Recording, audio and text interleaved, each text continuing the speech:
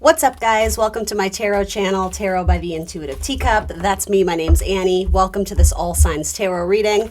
Please come into the readings with an open heart and an open mind. Take away only what resonates for you and release the rest. Check below for timestamps so you can hop directly to your reading. And do remember to check out the reading for your sun, moon, rising, and Venus signs. All right, let's do it.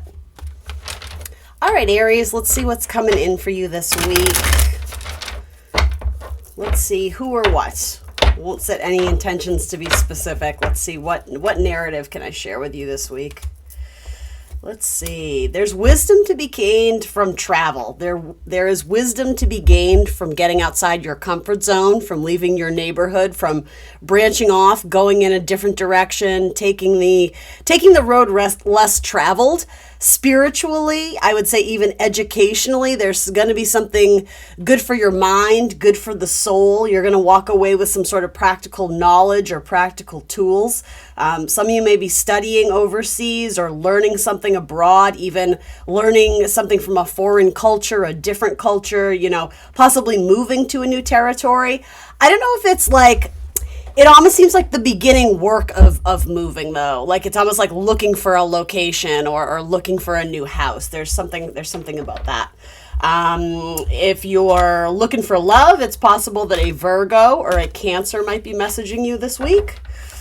I see, travel. I definitely see travel. Some of you may be doing solo travel. You may be doing like an independent road trip or just taking a little vacation, getting away from sort of the ho-hum, the mundane.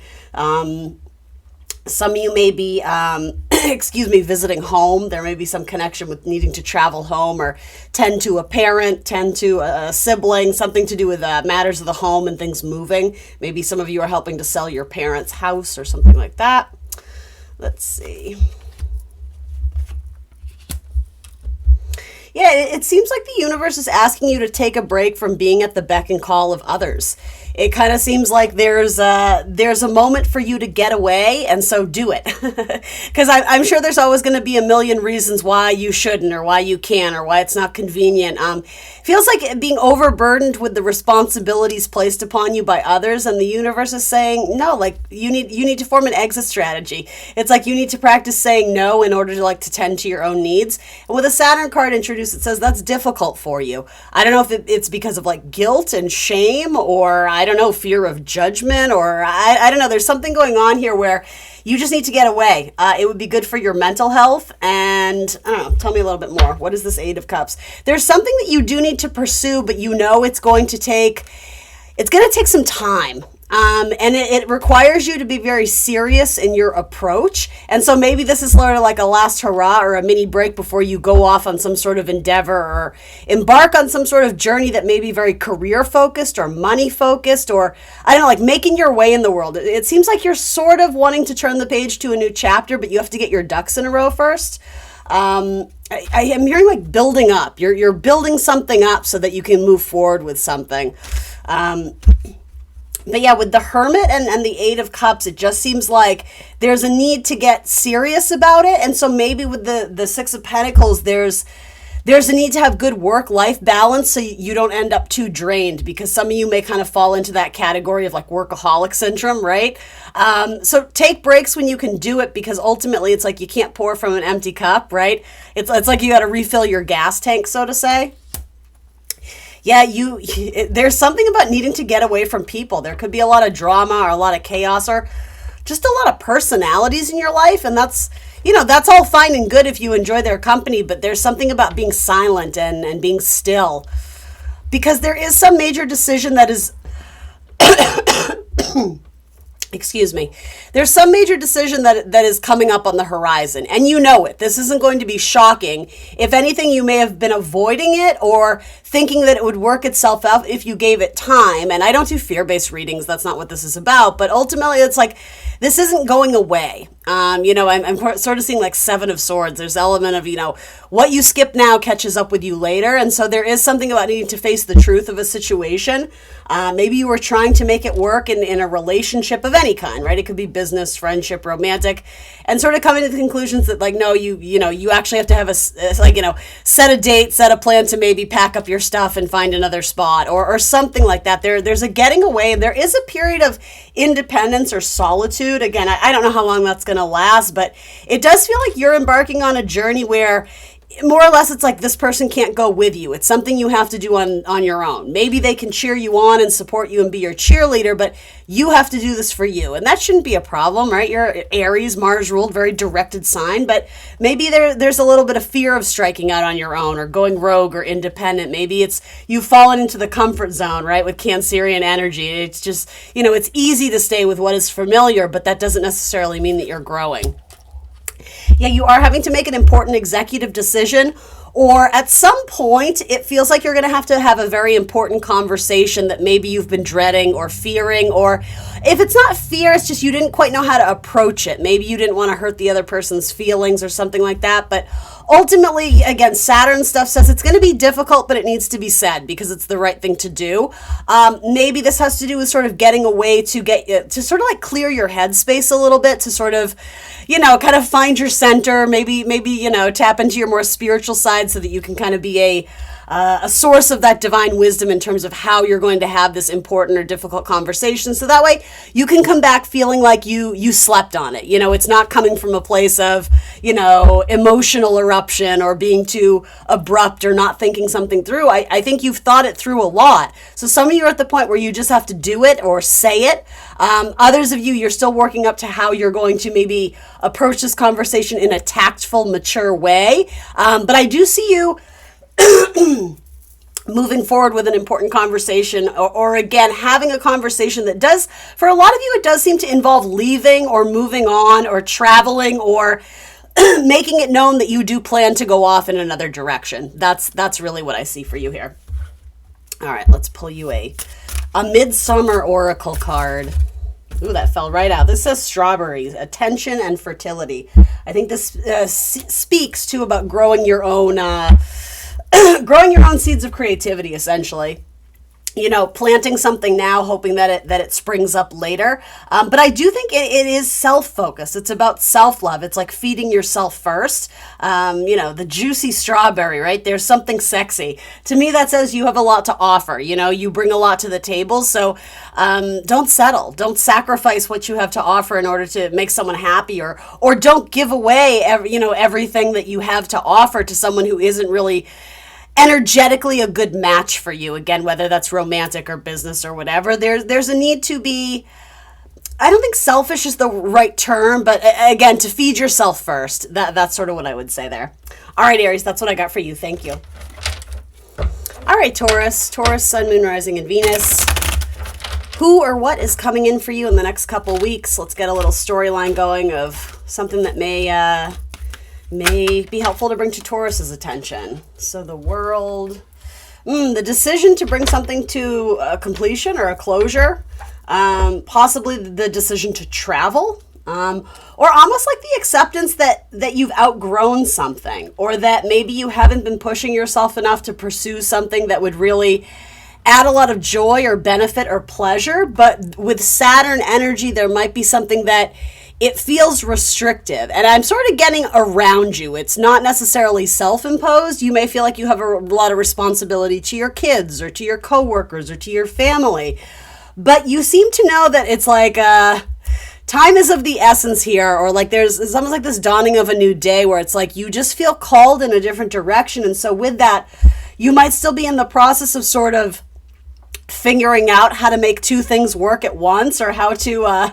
don't mean this in a maniacal way, but like lead a double life. There's something kind of Gemini coming through here. I don't know why, but it's like I'm a full-time mom, but I also do this, or do you know what I mean? It's like you're trying to make both work together, but that might be the ultimate struggle. So rather than trying to be Superman or Superwoman, the universe may be advising you to maybe give a little bit in terms of like the master plan, or, the ideal way of doing this.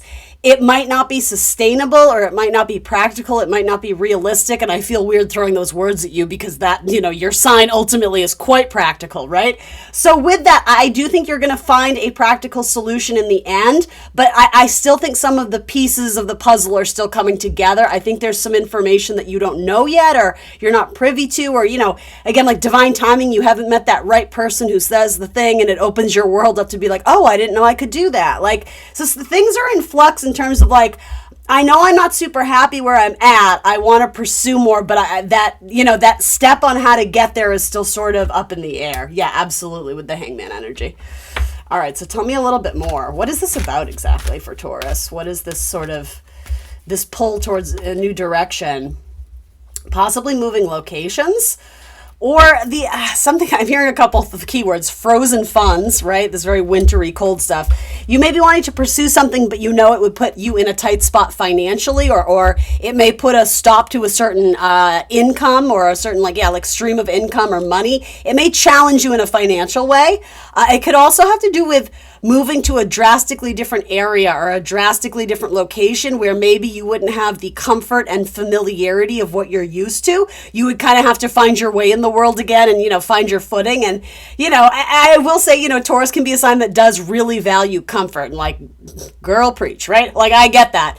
But with with the Hangman, you may have to sacrifice comfort or sacrifice the familiarity, or, it's like we want to have our cake and eat it too. We want to pursue this thing, but we want it to be easy. And I mean, I know you well enough to know, that might not be totally possible, but there is sort of this apprehension. And here's the thing. Sometimes when the Hangman comes up, it's not saying, what are you waiting for? I think it's saying, no, you're smart to think this through, because it is a very big decision. And something about when this card comes up, it does talk to me about seasonal change.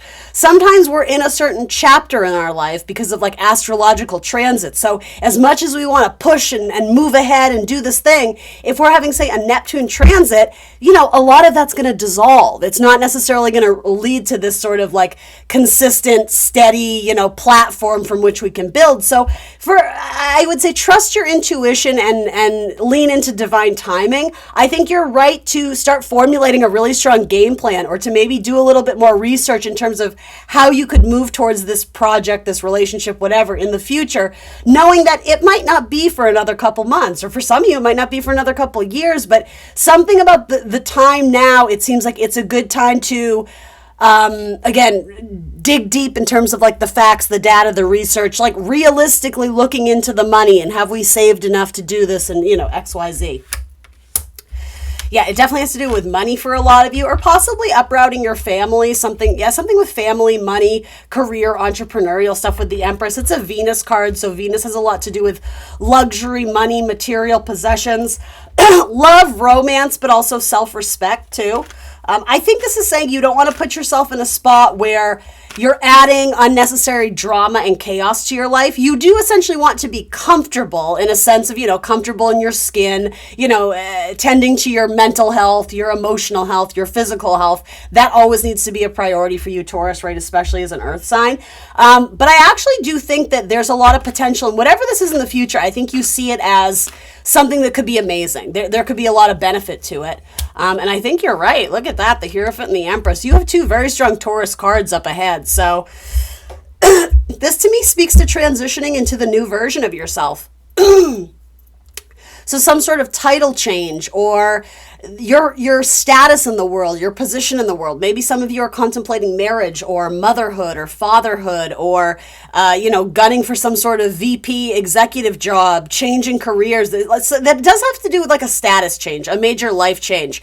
But it's coming through with major arcana. So again, classic Taurus energy, it's slow and steady wins the race. You've been building up to this for a long time, and I think you're closer than you think. But I think it's fair to really assess where is fear holding you back, and where might there be alternative solutions. I think that's important, right? For my Taurus risings, a lot of you are 10th house Aquarian, so part of your legacy is to kind of cut your own path, to do something a little bit different or alternative, and embracing that, right? Initially, it might feel kind of feeling like the outsider, but then I think with Taurian energy combined there, it's there's something to be said for the community that you build of maybe like alternative lifestyles or doing something different. But again, being a Venus ruled sign, it's like that partnership, that compatibility, that understanding, that compassion for others. It's like, I don't know, it's like finding the group of underdogs in the world, or being some sort of mentor or teacher or, quote unquote preacher, right? Where, yeah, it's like, it's branching out. It's meeting people all over the world, or finding family through different friends groups, creating some sort of network or important community or social club. And maybe that's part of what it is too. If you guys are moving for a job or moving for retirement, maybe it's like, oh, but I'm going to miss my friends. I'm not going to know anybody. But, again, having faith in yourself that like with, people are going to want to connect with you. You'll find your people. I think that's something where it's like we want to have a ultimate plan and control. And maybe with the hangman energy, parts of this is out of your control. Friendships happen organically. You can't always force them. So, but know in time though, that like the Empress is going to support this. It's lush. It's fertile. Whatever it is that you're trying to do. Yeah, you're in the research phase, you're thinking it through, you're processing it, you're coming up with, again, alternative solutions. The Page of Swords, it says it's still junior in its approach because you don't have all the information and answers yet. So, if you can at all avoid making some sort of final or executive decision in the next week, I would advise that. Page of Swords says you know what you know, but there's a lot more to find out. But again, part of that is in divine timing. It's not the information isn't just going to fall into your lap. You kind of have to sort of, with Aries energy, position yourself in the world to be like, all right, where do I want to expand? Where do I want to grow? And how do I find out about those alternatives or options, right?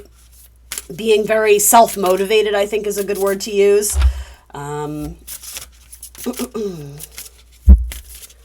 And I almost want to say for you, there's many different ways that you could go about this. So again, is there meeting in the middle? Is there a way to do both, at least initially? Or is there a way to delegate? Or is there's something about having options right now is actually beneficial to you, even though you don't view it as that. So this says sunset, cycle and ending. Yeah, speaking about the chapter that you're in, you can't rush the process. Again, some of you, this has to do with like the astrology, right? We just had that Uranus-Mars conjunction in your sign, no less. So if you have planets kind of in, I don't know, what was it, 26 degrees, I think, of Taurus, if that's where your sun falls, or your moon, or your rising, that's really impacting you, right? That's really waking you up and shaking you up to go after something completely different, completely unique, completely alternative. So with Uranus, sometimes we want to be erratic and just quit on the spot, or, throw out the baby with the bathwater. I think though in Taurus energy though, there's a more practical way to ground ourselves before we just say, fuck it. There's reason for you to be like, okay, I feel the calling that it's time to break away. I'm seeking more independence. I'm seeking more freedom. I feel more drive and motivation to go after this. But again, is there a more, steady approach I could take to embrace this new freedom or this new lifestyle? That's sort of what I get from this. Major Leo vibes with that sun. So talk to your Leo best friend, or maybe you're going to collaborate with one. Maybe that's your partner. Maybe there's a Leo coming into your life. That's what I got for you this week, Taurus. Thank you so much. All right, Gemini, sun, moon, rising, and Venus signs. Who or what is coming into your life in the next couple weeks? What's a narrative or storyline that I can share with my Geminis that would be useful, helpful, motivating, empowering?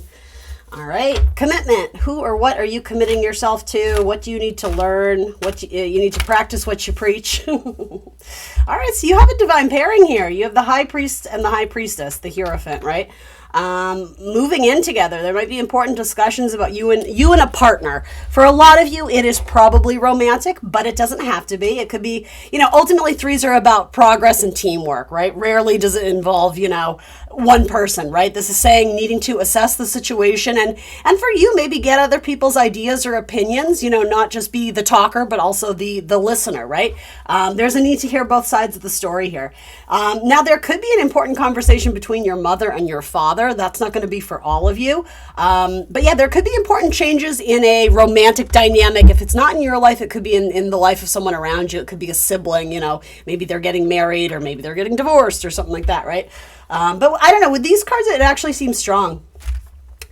Some of you may be interested in someone that you met in school, high school, college. If you're a teacher, maybe, you're into one of the other teachers, I hope. Let's not make it weird. No, but you know what I mean? Like, you may be connecting with someone that you went to school with many years ago. There is like a teaching dynamic with the Hierophant. So this is someone who loves to listen and loves to learn, someone who loves to hear you speak. If you're a person who gives speeches for a living or presentations, or if you have an audience of any kind, this is like your little fan showing up to listen and to take notes, and but they're very intellectual. There's definitely like a flirtatious connection here, but I think this person really values your mind.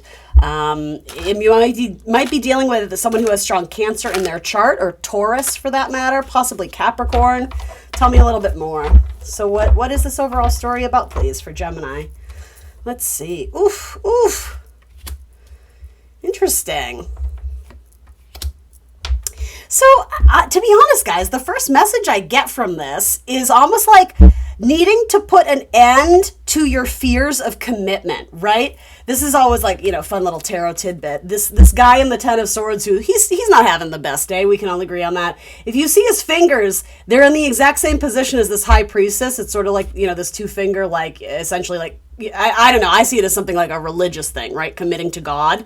Something that you were once committed to is no longer, but here's where that becomes interesting, is it leads to this Four of Wands. So the Four of Wands is the soulmate card. It's like the 11:11 divine timing, your karmic life partner. It's moving in together. It's milestones and celebrations in your romantic life, typically.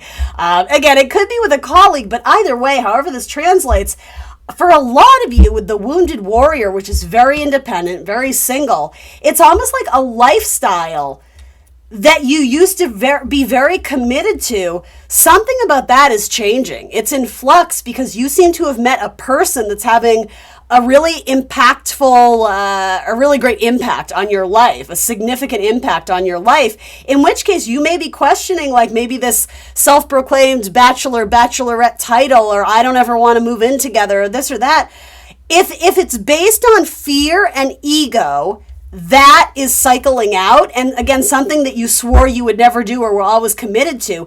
It's not that you're being like beaten down to be like, okay, I submit, I'll do it. It's not that. It's like something that you never thought would be for you. All of a sudden you start to see potential in it because of this person. It's like they light up your world. So this fear or hesitation, it's really important for you to look back on past narratives and see where you may have been projecting past situations or scenarios, defeats, failures, fear. You may have been living as if that is needing to take up space in your present life. And really, I think you're putting an end to a cycle where you did feel wounded, or you had trust issues, or you didn't embrace this idea that you could be in a relationship and still have your freedom and independence. Like, it didn't, it feels very much like those of you who are fearing marriage or fearing whatever the next step in a relationship was because it didn't work out in the past. Well, this is about to blow your mind. That, honestly, guys, that's what I see here. That's the first message.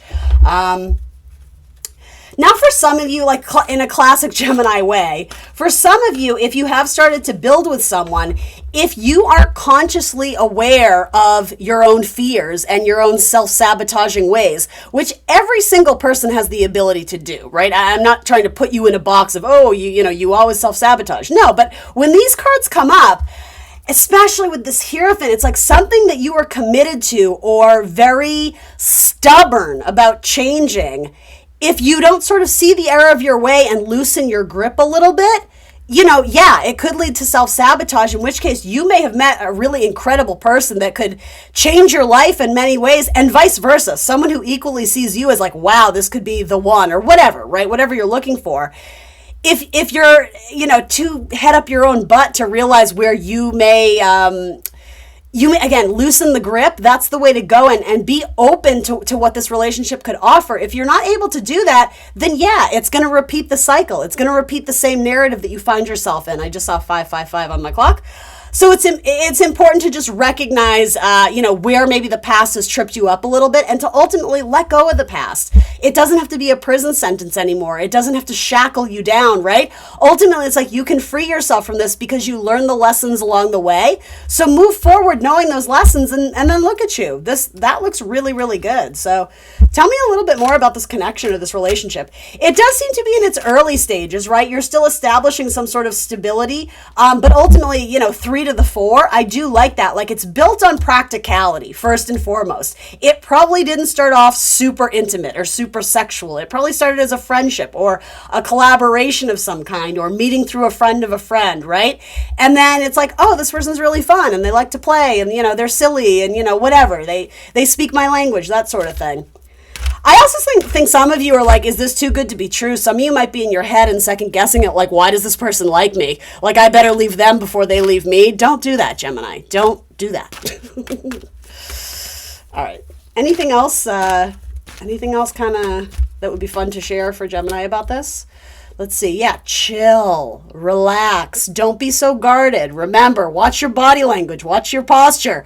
Don't like clench up, or like lead with your heart. Lead with your heart. All you have to do is be your authentic self and speak from the heart, and you're gonna catch the right person. You're not gonna scare off the wrong person. I also think for a majority of you, it's not so much that you're guarded, but you feel like certain things about your past are things that you need to hide or bury or not talk about. And again, the message stands. Like, you're not going to scare off the right person. And if you're sharing something incredibly intimate or vulnerable with them that does make you feel a little bit self-conscious, based on that person's reaction, well, you're going to know what you need to know about them. I'm not saying you need to overshare on the first date. Again, I think there's balance and moderation here with a Libra card. But ultimately, you don't need to be ashamed or hide things about your past. I think you can have an open discussion about them. Yeah, because there is something from your past that you seem very scared to acknowledge or scared to mention, or I don't know, maybe something to do with finances. Maybe you're not feeling super solid on your feet in regards to money, or possibly some sort of illness. I don't know. 5 of Pentacles says there's certain things we don't want to talk about because it very much seems like a blemish on your resume. And again, if that's an issue, then you're probably not with the right person. But ultimately, I think you kind of have to, flip the narrative and be like, do you want your person holding back information from you? Probably not, Gemini. Probably not.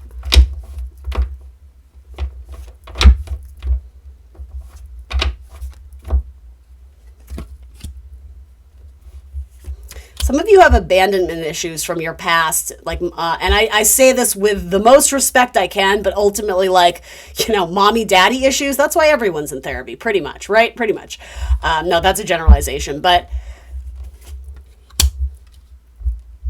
yeah, there's absolutely fear of abandonment. Some of you went through a breakup, and it's like someone broke up with you at a time where you needed them more than anything else, but you have to remember, what doesn't break you makes you stronger. And you guys went through some sort of very difficult ending where you really had to show up for yourself, but your tenacity served you. You're still here. You're still doing it. So some of you, again, trust issues, or quick to think that, oh, well, eventually they're going to get sick of me or break up, or once they know that truth about me. I just don't see that. This to me is very much that Leo energy of your sun, the way you shine in the world. That is your gift. Share that, because whatever this is, this person thinks like you're the bee's knees. They think the sun shines out of your you-know-what. Like, you have this person's attention. I think it's going to take a lot to scare them away, because if you remember, the High Priestess can be very secretive and mysterious too. I don't necessarily get that, because here's the thing, you guys don't have a lot of conversation communication cards, so this may even be in the early stages of like, do they like me? Or are they flirting with me? Like, I don't know. I think a conversation needs to be had at least to get this up and running, essentially. But I don't know. I think this person has a very deep soul, and in some ways, it's like this might be a nice reflection. Like, maybe you guys have been through hardships in your own narratives, in your own past, and that may actually be something that you're able to bond over because you meet someone where there's like an instant understanding or recognition. And I don't know. I think this is setting you up for success as long as you are aware of of these little sticky points. Because I'm not going to lie, you have a couple challenging cards, but I think that the universe, God, source, spirit is asking you to move away from the impacts that like those left on your almost like childlike brain. And I mean that like when we're young, we absorb everything and we start to like create memories and narratives that aren't necessarily grounded in reality. It was grounded in what we knew at the time, being 8 years old or 10 years old or 16 years old. And it's saying you're a different person now. So just be aware, or I mean, it seems odd to say be aware of your blind spots. But here's the thing, Gemini, like, you know what those are. You know what those are. So anyway, lead with your heart. Lead with your heart. That's the message here. I do like some of this. For some of you, it does feel like an ex could be coming back into your life as well. You have strong Leo vibes, Aries, Sagittarius, Cancer, Taurus, maybe Pisces. This says children, giving, and playfulness. I think that's how the relationship should feel. I think you should feel comforted by this person. But true to Gemini form, like it needs to be fun. It needs to be exciting. It needs to be playful and chatty. There needs to be a sense of freedom and offering forgiveness easily in some ways. I hope that makes sense. So yeah, if you're with a nasty person, well then that's your answer, right? You need to be with someone with whom you feel safe, right? Someone you would feel comfortable leaving your kid with, so to say, right? Because ultimately that kid is speaking of your inner child with this energy. So, all right, I almost called you Leo. Thanks, Gemini. That's what I got for you. All right, Cancers, Cancer, Sun, Moon, Rising, and Venus signs. Let's see who or what is coming into your life in the next couple weeks. Let's get a narrative, a storyline I can share with Cancer. What should we bring to their attention? What would be helpful, good, useful, inspiring for them to know? Hope you guys are having a fabulous birthday season. Happy birthday to all the Cancers out there. All right, so maybe something, a little Scorpio action. Putting something down. So, okay, so these speak more about an ending to me. Let's see. Wounded warrior. This feels like something is stuck. It's like we're trying to move forward with something, but we just keep, it feels like quicksand, or we keep hitting potholes, or there's something about a rut because... yeah, psychologically, someone is still trying to heal from something. I don't know, you might be struggling to get on the same page with someone, a coworker, a friend, a romantic partner. It's been an exhaustive endeavor, though. And I mean, with Wounded Warrior vibes, you haven't come out from this unscathed, so to say. Cancer, really? Come on. All right, let's help out my Cancers here. Why is this storyline coming through? What is ultimately, what do we need to know about this, please? This might be a lesson about holding on to something when you know it's not for your best and highest good, and yet you're still doing it. And I guess for me, I'm wanting to ask why. Why is that benefiting you in any way? Because in a lot of ways, it's doing more damage than good. But is it the responsibility? Is it the fear of judgment? Is it that lack mentality of, well, if I give up on this person, there might not be anyone else out there for me, or if I leave this job, you know what I mean? It's that sort of like, there's clearly some sort of like fated end, or if it's not an end, it is a major transition, like a total rehaul of everything involved here. You know, the people, the places, the location, the rules, the, you know, whatever. It's like something's going through major transformation, but it's almost like someone is holding on for dear life to keep something the way it used to be, when the universe is saying, but like, we've outgrown that though. Like it can't go on this way. It's not healthy. It's not good. It's not sustainable. It's like metaphorically someone's breaking their back trying to keep something status quo. And it's like, you know, the death card ultimately does bring the death of a current situation. And like, it's an energy, right? So it's like we can't fight death. It comes, you know, metaphorically, guys, right? I don't predict actual death on my channel, but it comes for all of us. So like, that's really the story in the death card. Like, we can just roll over and be like, oh my God, what do I do? Or we can kind of embrace it with sort of like the spirituality of like the Hierophant and be like, yeah, this is part of the natural process of life. And it's, you know, an important chapter of our spiritual journey is sort of that embracing of death, embracing of the cycles, you know, the nature of life. It's all about cycles. There's endings and new beginnings, and sometimes there's regeneration and reinvention, but like, you can't fight the transformation. It's coming. So it's like, how do you choose to welcome that in?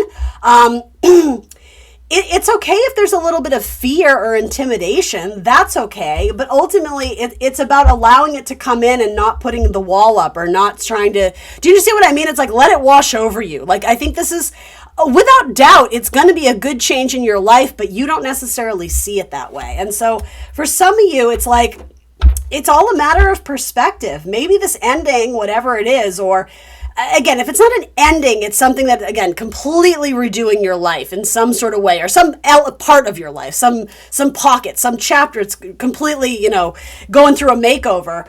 The perspective of this, like, could be this could be the greatest thing that ever happens to you. Like, could be life changing in the very best of ways, but you're not seeing it that way. Or again, if this might be someone around you. They can't get past their own insecurities or their own stubbornness to hold on to what used to be.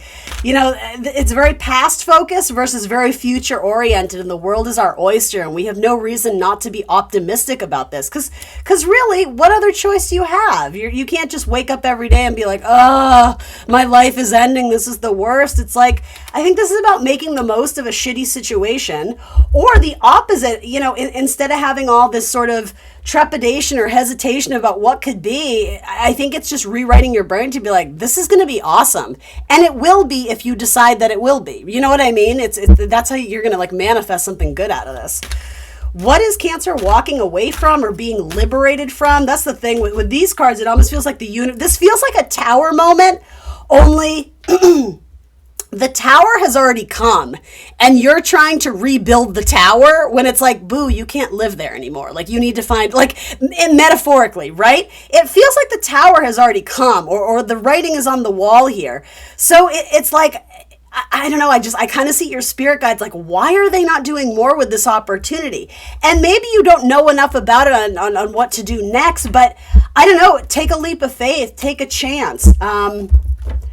Because it's like holding on to what has been is not there it is, I was gonna say, is not doing you it's doing you a disservice. Sorry, I'm like tripping up on my words on your reading, Cancer. But there it is. That's what I mean. The tower has already come. The Fool is walking away from it. In some ways, I'm wanting to say unscathed, which is funny because that's the opposite of what I said here. So again, maybe it's a matter of perspective. It's a mindset, right? Rather than leaning into like victim mentality, maybe this is like your survivor instinct, right? But I don't know. And I don't mean to be dismissive or insensitive to what you guys are going through, because you have very heavy energy here. But ultimately, there's something pure about the Fool. It's sort of like breathing new life into something. It's like a baby card. It's like, youthful, it's young, it's the teenager, it's the child, the white rose, it's pure, it's untainted, right? This is the start of a new. It feels very much like, and I mean, honestly, that makes sense in Cancer season. You're having your solar return. So for some of you, if you had a really rough year, it's like, this is a new year, baby. This is a new me. Like, I'm rewriting the rules. I'm doing it a different way. That's the advice or guidance here, is to take the alternate path, cut your own path. It's kind of Aries like energy or Uranian energy. Do something different.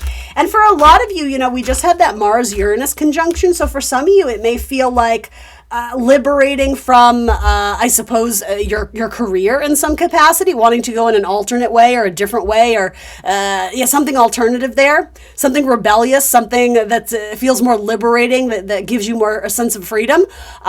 Or for some of you, it could be like a burst of creativity. Maybe you're doing something, your fifth house ruled by Scorpio, completely transforming, your self-expression, how you show up in the world. Maybe it has to do with your kid's life or your dating life or something like that. It's doing it in a new way.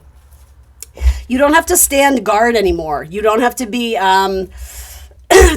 what is a good word for it? Defensive. I think with this Page of Swords, it's not necessarily coming to me as information, because you already know. I don't think you can talk your way out of this, or I don't think you can justify staying. I think it's about being open-minded and putting yourself in the position of, I'm going to have a lot to learn, but it's going to be very exciting. Again, this could be the best chapter of your life. I think it's about being open-minded, but I also think it's about letting your guard down. You catch more bees with honey. So even if you're thrown in a scenario where you took a leap of faith, don't second guess that. Don't immediately be like, oh shit, what did I get myself into, and go into sort of, the crab shell. This is about leading with your heart. Put your sword down, let people in, find your people, communicate, ask a lot of questions. Because the universe is always going to help guide you, but it feels almost like there's people around you who are going to give you some solid advice too. I don't know what this is, guys. I don't know what this is. This could be a lot of things. Which sometimes it's better when it's not super specific. I alienate less of my audience. Every now and then you get readings like, you need to leave the Pisces. And they're like, that's not me. All right. Anything else I can tell Cancer? Slow and steady. Knight of Pentacles always gets the job done. So this starts off slow.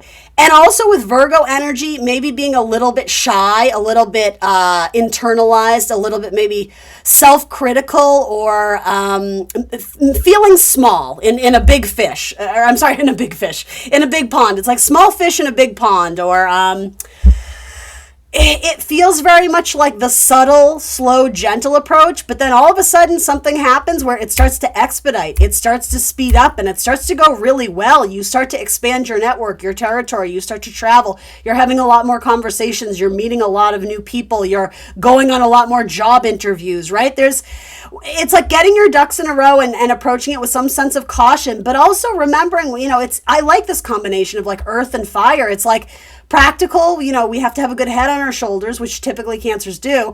But then remember, it's fun. This is your life. You may as well enjoy it. You may as well make the best of it. There's something very Sagittarian about the energy coming through this week. The happy-go-lucky, things will work out because of course they will. Why wouldn't they? Yeah, we're getting over this whole, and again, I think I can do this with you guys because I love my Cancer gang. I'm Team Cancer. I'm always rooting for you. But enough with the woe is me and all is lost and nothing ever works out. That strategy isn't working for you. So the minute something starts to disappoint you and you start to get feeling yourself like your emotional investment starts to be like, wait a minute, that wasn't good. Okay, perfect. Move on. We don't have to sink deeper into it. This is about rising above and being like, I'll get him next time, or there's someone else out there for me, or you know what, that job wasn't for me, so I'm going to take it in stride and be like, on to the next one. I think that's your motto this week. It's like, on to the next one. If something starts to make you slide into sort of the pitying total eclipse of the heart, or just not making you feel even like respected, if someone is dismissive of you or this or that, it's like, rather than leaning into what did I do and being hard on yourself, it's like maybe it had nothing to do with you. Maybe it's just not part of the divine plan. I think there's something kind of alternative about what you're meant to go after now. So embrace that, taking the road less traveled. You have Aquarius, Virgo, Taurus, Capricorn, Scorpio, Sagittarius here. I'm not sure if that factors into it at all. That might be strong in your chart as well. So this is juicing, change and transformation. Boom, you got it. It's going to be juicy. But also, there's a couple messages here of like, don't trap yourself. It's like the silhouette of this bottle around her. Instead of keeping yourself small, right? Virgo energy. Virgos love small things, right? Then it's like Sagittarius, Jupiter. It's like expand, go big or go home. There is no more playing it small or playing it safe. It's like something about this is going to require you to leave your comfort zone and take a leap of faith. And again, do something very out of character. Now you can do it in a way where you do have a safety net, right? I'm not saying be ridiculous and do things that are unsafe, but yeah, it's something about releasing yourself from the bottle. I'm almost wanting to say like genie in a bottle. And by that, I mean, there's something kind of mystical about this. I do think there's something about divine timing where something appears that wasn't available to you before, and it really changes the game. And it's not just the tower. I mean, that has something to do with it, but it's almost like a domino effect. The tower came through to nudge you in that direction, and now that you're in kind of this no man's land of what am I doing and where am I and who am I and this and all that, because you're in that spot, it's a more advantageous to you to receive some sort of new, it's like a new door is unlocking. That's the best way I can describe it, I think. All right, Cancers, sounds interesting. That's what I got for you this week, guys. Please like, share, and subscribe, and I will see you next week for more tarot. Bye. All right, Leo. Leo, Sun, Moon, Rising, and Venus signs. What the heck is up, Leo? Let's see who or what is coming into your life in the next few weeks or so. Set the intention to get Leo some helpful, insightful messages, a narrative or storyline I can share with them that would be relevant. Take only what resonates, guys.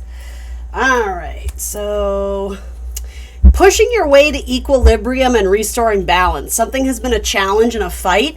You're still fighting the good fight, though. This is not a sign to give up or pull back. By all means, respect your body and your energy. Get good sleep. Fuel your tank, your body with nutritional food, all those things. Take care of yourself, right? Your body is your temple type vibes. With that, you are making progress, and for some of you, it's incredibly frustrating because it's been such a slow process. There might be a message here to lean into your collaborations, your partnership. Possibly seeking advice or guidance from a person you trust, someone who's already maybe connected to this team, or maybe knows the ins and outs of what you're trying to accomplish, right? That expression, like, don't ask travel advice from someone who's never left their hometown, right? So ask someone who maybe has a pulse on what's going on here. But maybe it may have to do with I'm hearing like interpersonal relationships, in which case, maybe your best friend could offer you some solid advice. But yeah, things are I'm going to be honest, Leah, I just heard the word erecting, but I mean that in the sense of like we're building something here. It's getting bigger. So yeah, it's not a time to give up or lean into that self-doubt you may be experiencing, or self-criticism, or I'm almost getting like a disappointment with the arrival of something or the timeline. It's not over yet. You're achieving or working towards stability, but we don't have the 4 yet, so you got to press on a little bit longer.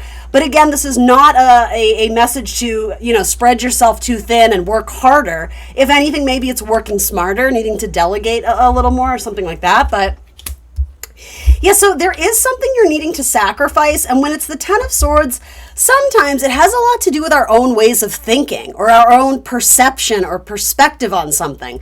It's very likely that for a lot of you, whatever you're experiencing here, your long-term vision, being a fixed zodiac sign, it may have to undergo some sort of change or adaptation or transformation.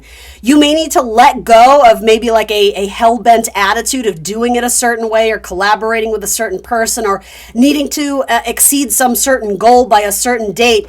There's more adaptability and flexibility coming into the plan. And I think for a lot of you, there's almost a message here to me of like really encourage them not to give up, because I don't do fear-based readings. Y'all know that, right? That's not what this is about.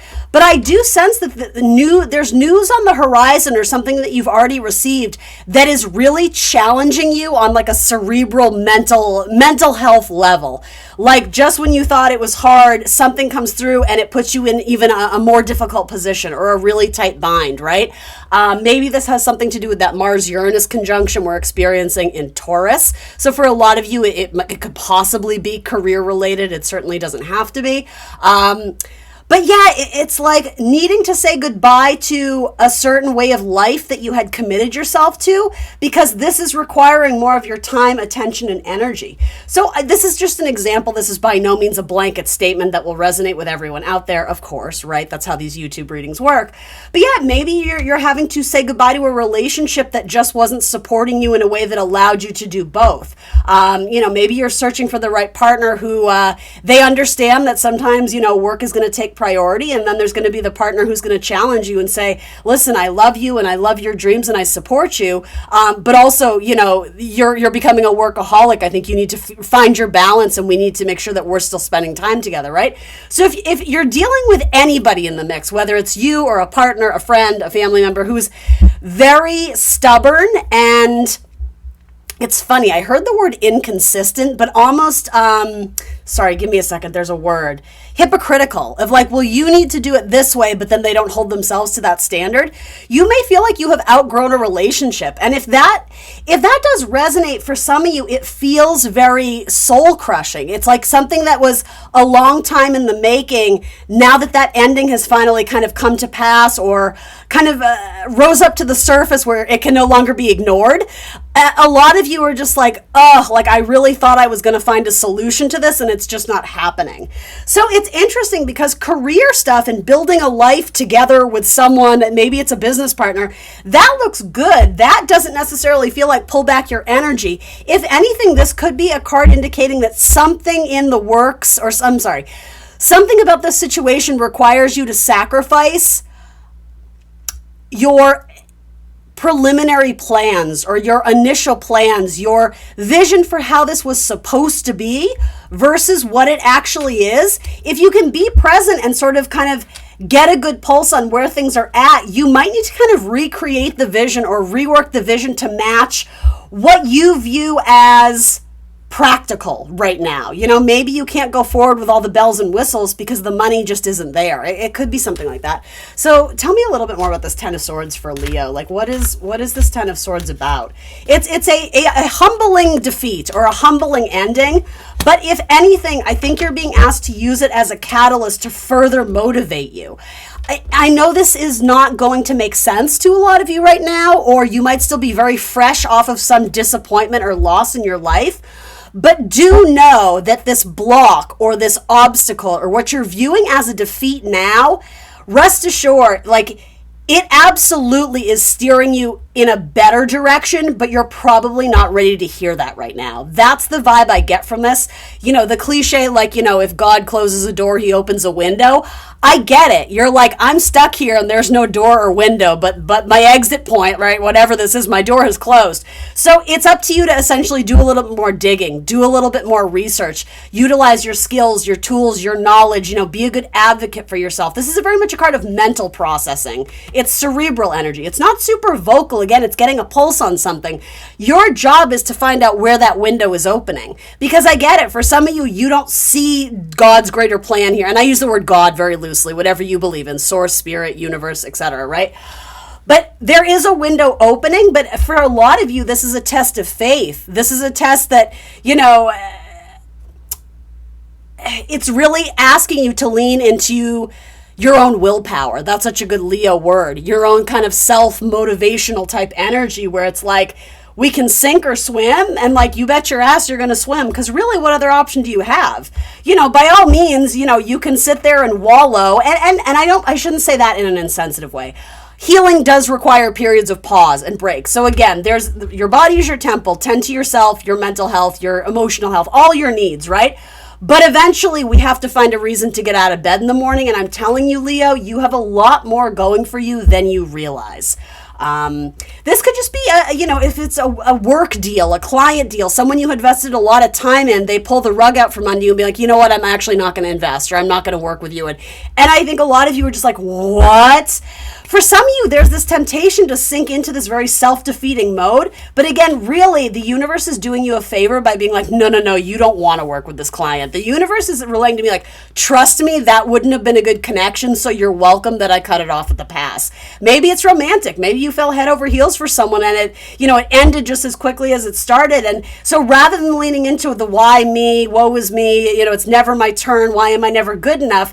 What if this person wasn't good enough for you, right? There's something about standing tall, standing firm in your ground, holding tight to your values and visions and ideas and ideals for that matter, but also a flexibility in terms of what you're trying to accomplish as a collective or common goal. That's where there needs to be some flexibility, because I will say, there is someone here, and it might not be you, it may be a collaborator, someone who is tremendously inflexible about seeing another person's perspective or hearing someone out, right? Really listening and absorbing what the collective wants, what is needed for whatever this is to succeed.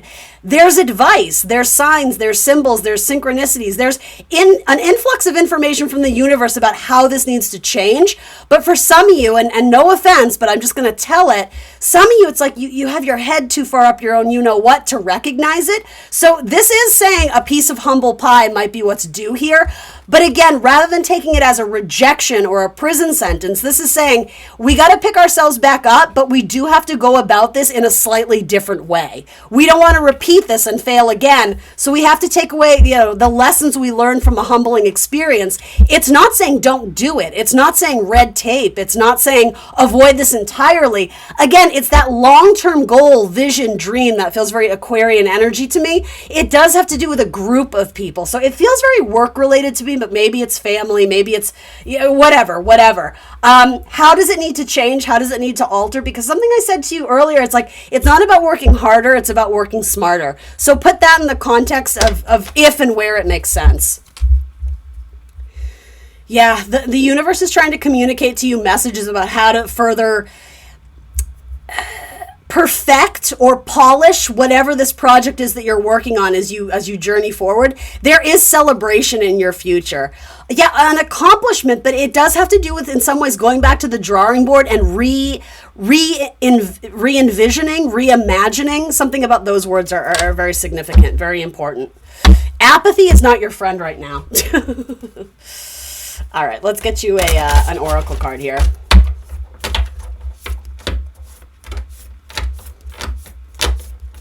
It is a test of your faith, and it is a test of your endurance. No question about it. So I'll be honest, Leo, is it going to be the easiest coming 2 weeks? Probably not, but I'm hoping that those who are here and showing up for it and willing to at least hear me out and listen to this is not the end of the narrative. You are in the thick of it, right? So mini defeats don't mean that, that's always going to be the case, but there's something to be learned from it. So, lean into your higher wisdom, if you will. So this says frog, self-expression and carefree.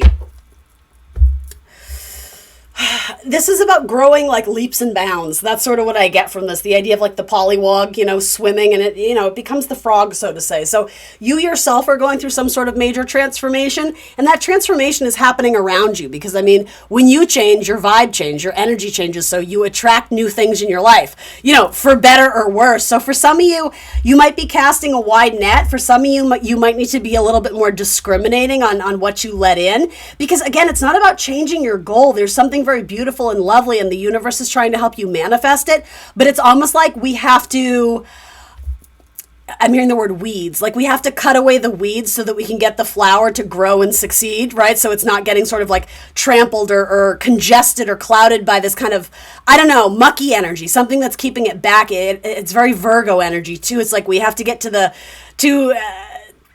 purest essential form of it and cut away anything that's sort of like standing in the way of the success here. So yeah, for some of you, there's like an elimination. And if this isn't you, it may have to do with having to cut out a team member or something like that, like fire someone. And it may come with a very heavy heart. Yeah, there's something there too. All right, anyway, that's what I got for you, Leo, this week anyway. Please tune in next week and please like, share, subscribe. I will see you soon for more tarot. Thanks, guys. Hello, Virgos, Sun, Moon, Rising, and Venus signs in Virgo. Let's connect with their energy, spirit, please, and let's get them some helpful, insightful messages for their best and highest good. Who or what might be coming in the next couple weeks or so? What's a narrative or storyline I can share with my Virgo gang out there? Let's see. Someone who's averse to making some sort of important decision, likely to do with emotions, likely to do with a romantic relationship. Someone would be feeling wounded or has been put in a place where they're feeling very sensitive and vulnerable, and they're closing themselves off. It's like, yeah, it feels very almost Cancerian by nature. It's like I'm going to retreat to my little crab shell because, the emotional stuff is getting too intense for me and I don't know how to deal with it. So it's like, yeah, someone may be withdrawing their energy this week. It doesn't mean forever, right? We'll pull some more cards, but what is making them retract here or pull back their energy? And this could be you too, but all right, so fears about the long term, fears about the future, absolutely fears about the future. Even if you guys are already together, I don't know, it could be the conversation of moving houses or the conversation of switching jobs or having children or wanting to invest money somewhere. Something about long-term future plans that's making this person very, very sensitive and very like, there's like a runner element. I don't want to face this because it's uncomfortable. It makes me feel vulnerable. It's too raw. It's too real. And so this person kind of runs away from their problems or runs away from people. This is an unusual message, and I already apologize in advance because I know it's the most frustrating message to hear. But there's something going on with your person. If this is romantic and you aren't like together per se, like it's not really established, if they're kind of keeping you in no man's land or keeping you guessing, I don't like that and I don't endorse it, but I get it. Or sorry, I want to rephrase that. I get your intrigue and frustration, Virgo, because there's something undeniably karmic about this, and it definitely does tap into both of your emotions. And it feels like at one point in time, you had this feeling, or you mutually shared this feeling of like, wow, this could be the one, right? Whatever that means. It doesn't have to mean marriage, it doesn't, whatever, but it feels very real. It feels like this is a connection that could have been, making the history books, like had longevity, had sort of the happily ever after ending, right? But what is the deal here, right? What's the Seven of Cups? It's like, I'm not sure how I'm feeling anymore. Or I used to feel this very extreme way, and now I don't, and now I'm confused. For those who are married, this is almost like getting over the honeymoon stage of it, and now it's like, oh, shit's getting real, and I wasn't prepared for the heavy stuff. Now it's like, ooh, I don't know what to do with it. Like, it does feel like, whether this is new or years old, you guys are navigating new emotional territory together, and there hasn't been an established sense of safety and trust in delving into the more heavier topics. And so, as I said, the honeymoon stage is over, and it's like, is this person, and maybe it's you, right? Maybe it's a cross-watcher reading, but is this person going to be able to step up and communicate, be a good advocate for themselves in terms of like, hey, this is what I'm feeling, and this is what I'm needing at this time, whether that's, hey, I need a day, or hey, I need some space, or hey, I really need you to hear me out. This person doesn't seem to be able to express that, and so like, that's obviously a problem. This has to do with your love life for a lot of you. There might be a Gemini involved, a Sagittarius, a Scorpio. It doesn't have to be, but tell me a little bit more. Indecision. It also feels like for some of you, you got into a fight, and it may have been the first fight where there was a lot at stake here. Like, it felt like, oh, like, are we breaking up now? Like, it's very vague with the Seven of Cups. Sometimes there's this illusion where our emotions sort of have a field day, and we're not always operating on logic. I think that's important. And the things being communicated, I'm almost wanting to say we can't necessarily take them as truth. I'm not necessarily like throwing anyone under the bus saying, oh, they're lying, but it's like very Gemini energy. Sometimes they say something and then contradict themselves. So, I don't know. I don't know what's going on here. It does seem like something needs to be repaired and something needs to be fixed, but somebody's going to have to go and make the move to be like, hey, there's still something here that is worth investing in, or there's still something here that is worth considering or nurturing. With the Page of Pentacles, you have to have like this gentle approach. But with this, it's like it is going to take long-term commitment, and that's where this person seems to be falling short. Or it's like they just can't envision it anymore. Like something has come through that has made them question their path forward with you, about you, concerning you. And yes, so they seem to be very much like, at one point in time, they held this in very high regard, and now it's like, it almost, there's a lot of like heavy psychology here, and I apologize because I'm expressing it a little bit clunky, but it's like this, it's almost like this person doesn't believe in themselves enough to see this through to the end. It's easier to dip out and to not have to commit or invest or finish something through to the end. And yet, if they don't, they have a lot of shame and guilt about it. So this is probably a pattern or a cycle that this person is repeating. Different environments, different circumstances, different people. But ultimately, the end game is the same, where it starts off lovely and then something happens internally. They have these sevens, right, which are all about assessment, the emotional assessment, the mental, do I stay or do I go, abandoned ship or whatever. And instead of trying to work those out in sort of a mature, logical, expressive way, they kind of close up, they clench, they like seal off their heart, and it's like, well, I guess this is a battle that I'm going to have to fight myself. But it's like, for you, Virgo, it feels like a bit of a labyrinth trying to figure out what's going on with them, because again, like, where are the swords? Where's the communication? So Ace of Cups, Ace of Cups and the Ten of Pentacles. So interesting, because you have some really phenomenal cards, but then you have someone who's very on the fence. I think, again, this is so complicated, and as, I'm putting myself in your shoes, it's incredibly frustrating to hear this. But the honest truth from what I see is like, you're offering them the world. You have a lot to bring to the table. You have a lot to offer, whether this is your professional life or a dating prospect or whatever. It's like you're coming with this 10 energy, the fairy tale ending. Look at all this abundance and love and success. And again, material goods over time, longevity, long-term wealth, that sort of thing. I'm not saying it has to be like literally like, $1 million, whatever. But it's like you're offering the potential for this to grow into the future, and again, to create history together, to leave your legacy as some sort of partnership, pairing, couple, whatever this is. You seem to be offering it fairly with heart on your sleeve, so to say. Or let me put it this way. I'm talking to the person watching this video for the tea, right? For some of you, I get it. This is your Virgo who's being very indecisive. That's not the majority of you, though. Part of me is just like, what is this person's problem? I don't get it. But that's the thing. These problems are so deep-seated, I don't even think it's operating on a conscious level. It's not. It's like, I don't know if trauma is too hard a word. Maybe they have abandonment issues, and so, it's easier to break up with you before you break up with them. But you seem to see a lot of potential in them. But I also think you know that they're a little bit wounded. I think you know that they are a little bit guarded, and it seems like you reached out to establish some trust and comfort this person and be open and vulnerable. And I don't know, but I would love to see some more swords or something that indicates that there's conversations and expressions of clarity and truth. And I don't know, there's just such a vagueness with these sevens. There's a lot going on under the surface with this person that you don't really know about. Hopefully they're not married, with this card. That's not really the first story I'm getting, though. So, I mean, for one or two of you, sure, maybe there is like a secret fling going on. But generally speaking, though, that's not what I see here. This is almost like you present as kind of like pie in the sky, the ideal relationship they want.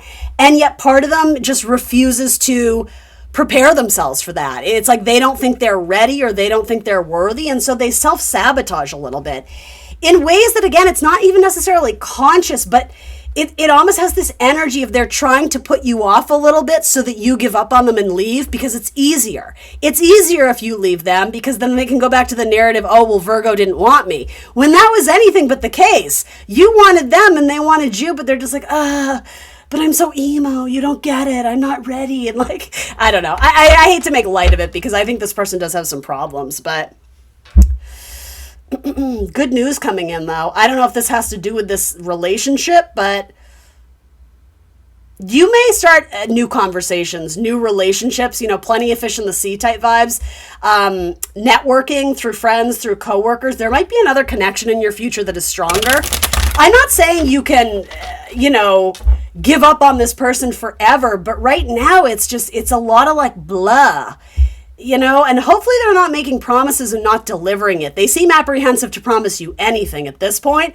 I see you holding out hope that someday they'll know that, they'll come to their senses and they'll see that I'm the one. And the thing is, like, I'll be honest, for most of you, they already know that you're the one. They already are like, yeah, I'd marry that girl or I'd marry that guy or whatever. But with that, they're also acknowledging I'm not ready for that. Like it's too much because it would require a commitment that I don't have the certainty that I can make good on that promise. And so I guess part of me is like, it's good that they're not stringing you along, but the way they're going about it is very immature because it feels like they're trying to get you to break up with them. Like, again, like it's very complicated. It's very complicated. Yeah, new information, new news coming in with the Three of Cups. There is a reason to celebrate. There could be a celebratory liberation from something that was really holding you back, really stopping you up on your ability to move forward in the world. To be honest, that seems to be what's coming through here. Thank you.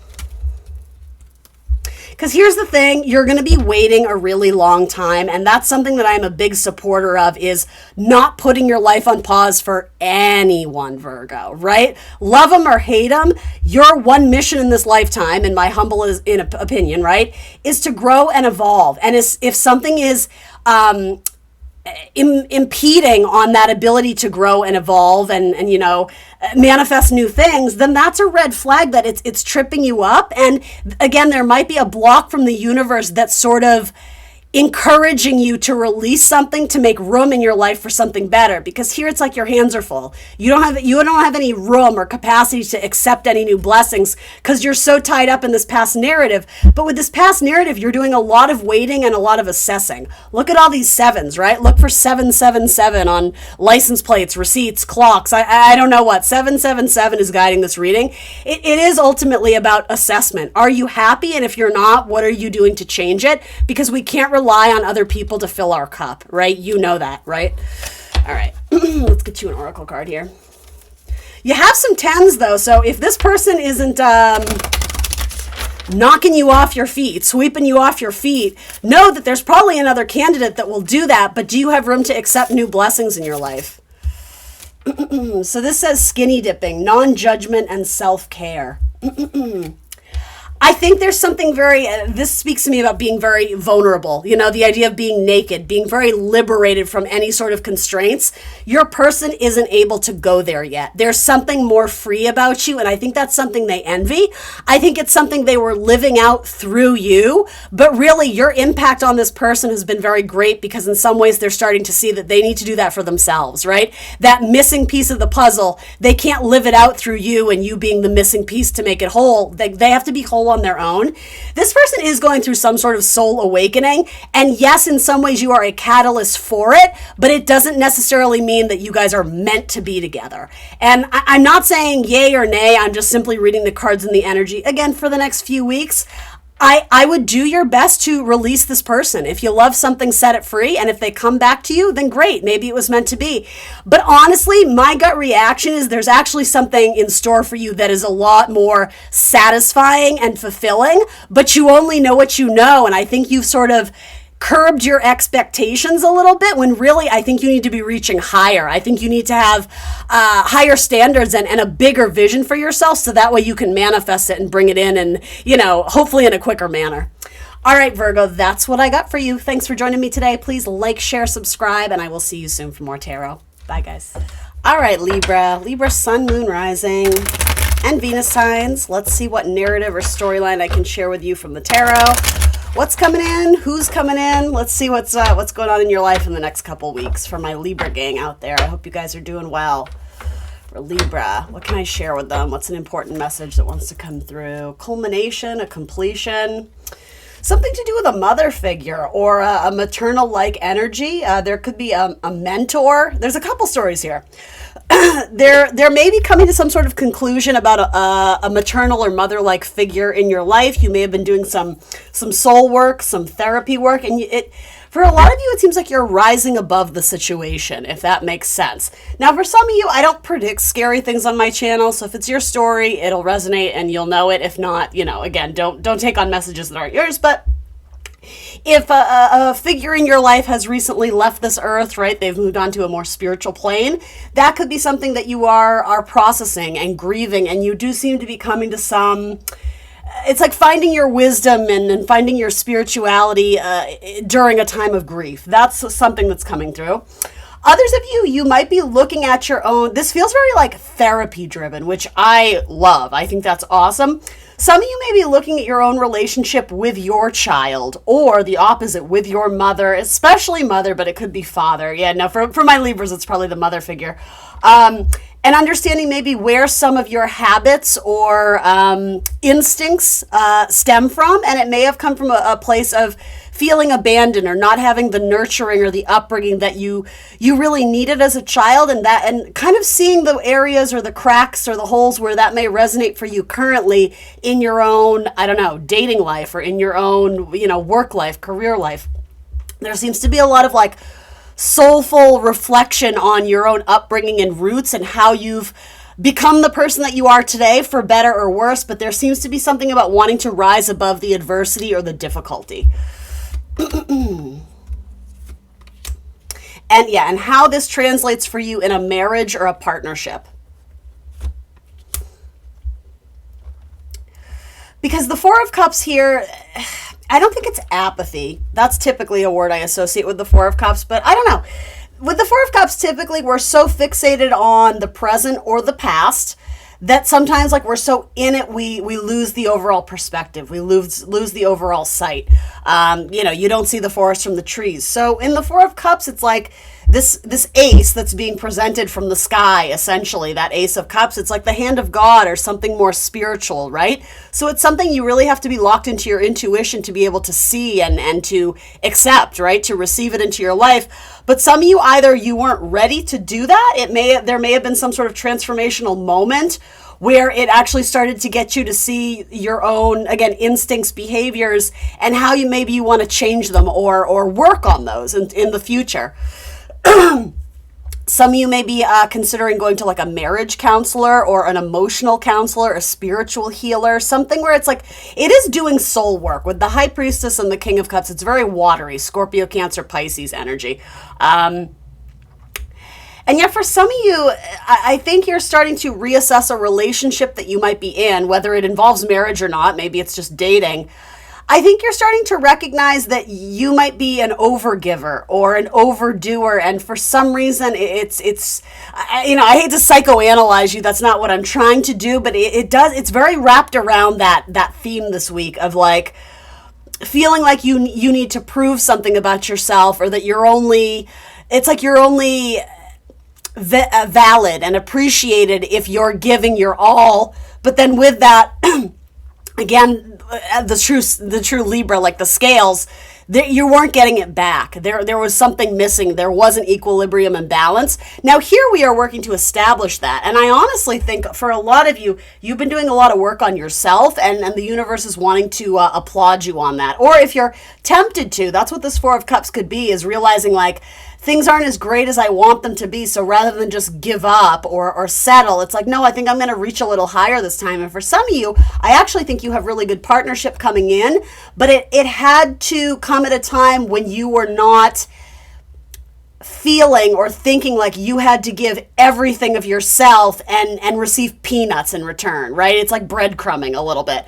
So I think a lot of you have had a change perspective. And again, I don't know exactly how this ties in, but it does have to do with reflecting back on your childhood and feeling like something slipped from your grip. And maybe it was an ex, maybe it was many years ago, and so there was a fear regarding losing people, so it's like you would bend over backwards to try and to keep them. And I don't even necessarily think in like a manipulative way. It was almost like for your own safety and security, your own self-preservation. So a lot of you have had to do this strong, independent, solo thing for a while now, but there was beauty in that journey for you, and I hope you realize that. Because with the King of Cups and the Four of Wands, if you're not already partnered up or coupled up and you are looking to do that, male, female, whatever you identify with, this could be a very good prospect, a very good candidate, a very good suitor. But again, I think there needs to be a little bit more clarity on what you want. And I know some of you are like, yeah, I know what I want, but putting that into practice then.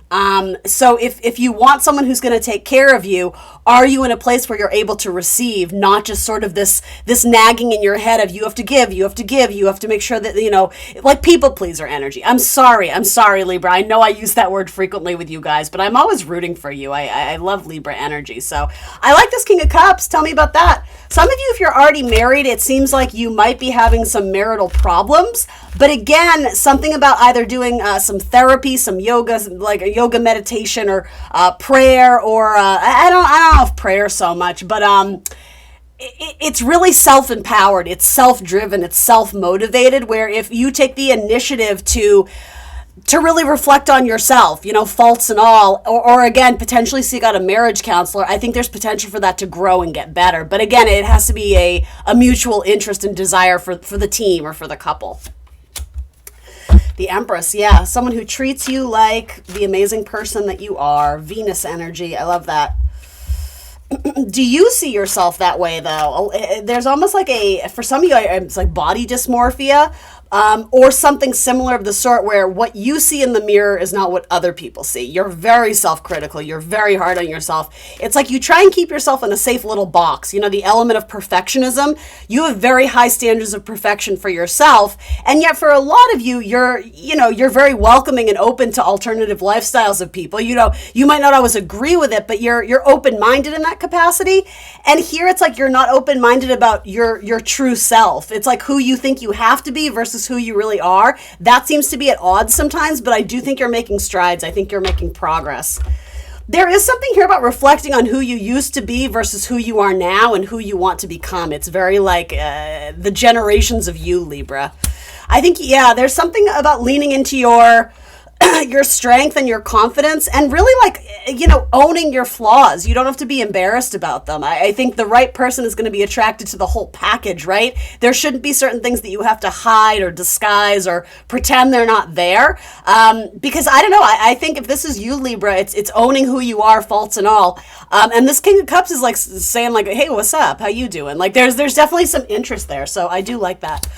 Look at you with the 2 suitors. So it's very possible that a relationship was the catalyst or the initiator of you doing a lot of self-work. And so it may have started with you being incredibly self-critical of like, why wasn't I good enough? And well, what could I have done to save it? And it wasn't about that. It was never meant to last, but something about the shock and the impact of that. It may have been a tower moment for you. And then it got you to do a lot of soul searching where it was like, you were never the problem. Do you know what I mean? Like, it was sort of like everybody has a dark and a light side, right? It was like the shadow side of yourself that was creeping in, telling you that you were never good enough. And I think a lot of you had to come to terms with that on your own, that you were always good enough. You've always been hopefully you've always been your biggest cheerleader. And if not, then that day is coming if it's not already here. So you might be moving from a King of Cups to a King of Wands, or vice versa. You may have 2 suitors at once. That would not surprise me. King of Wands, Aries, Leo, Sag, King of Cups, Scorpio, Cancer, Pisces. And if it's not that, it's somebody who has maybe strong water or fire in their chart. Maybe it's both. I don't know, something about twins is wanting to be said. So I don't know, maybe you end up dating a twin, or maybe you're a twin. Who knows? So your oracle card is healing power, healing and transition. I love that. I love that journey for you. That always makes me think of Schitt's Creek. This is the dawning of a new day. Like, let the sun shine in, shine your light. Yeah, be your authentic self. That feels very Leo energy to me as well. This is like the start of a brand new day. So make the most of it. The past can be left in the past. You don't need to bring those stories and narratives with you unless you want to. But I do think there's something that needs to be eliminated or broken off or pulled apart, and either kind of like restructured for the purpose of self-empowerment, or just realizing it's dead weight. I don't need to carry these memories of who I used to be or who I thought I had to be anymore. It's like there's something that with the 8 of Swords, it's like this is a moment of liberation for you.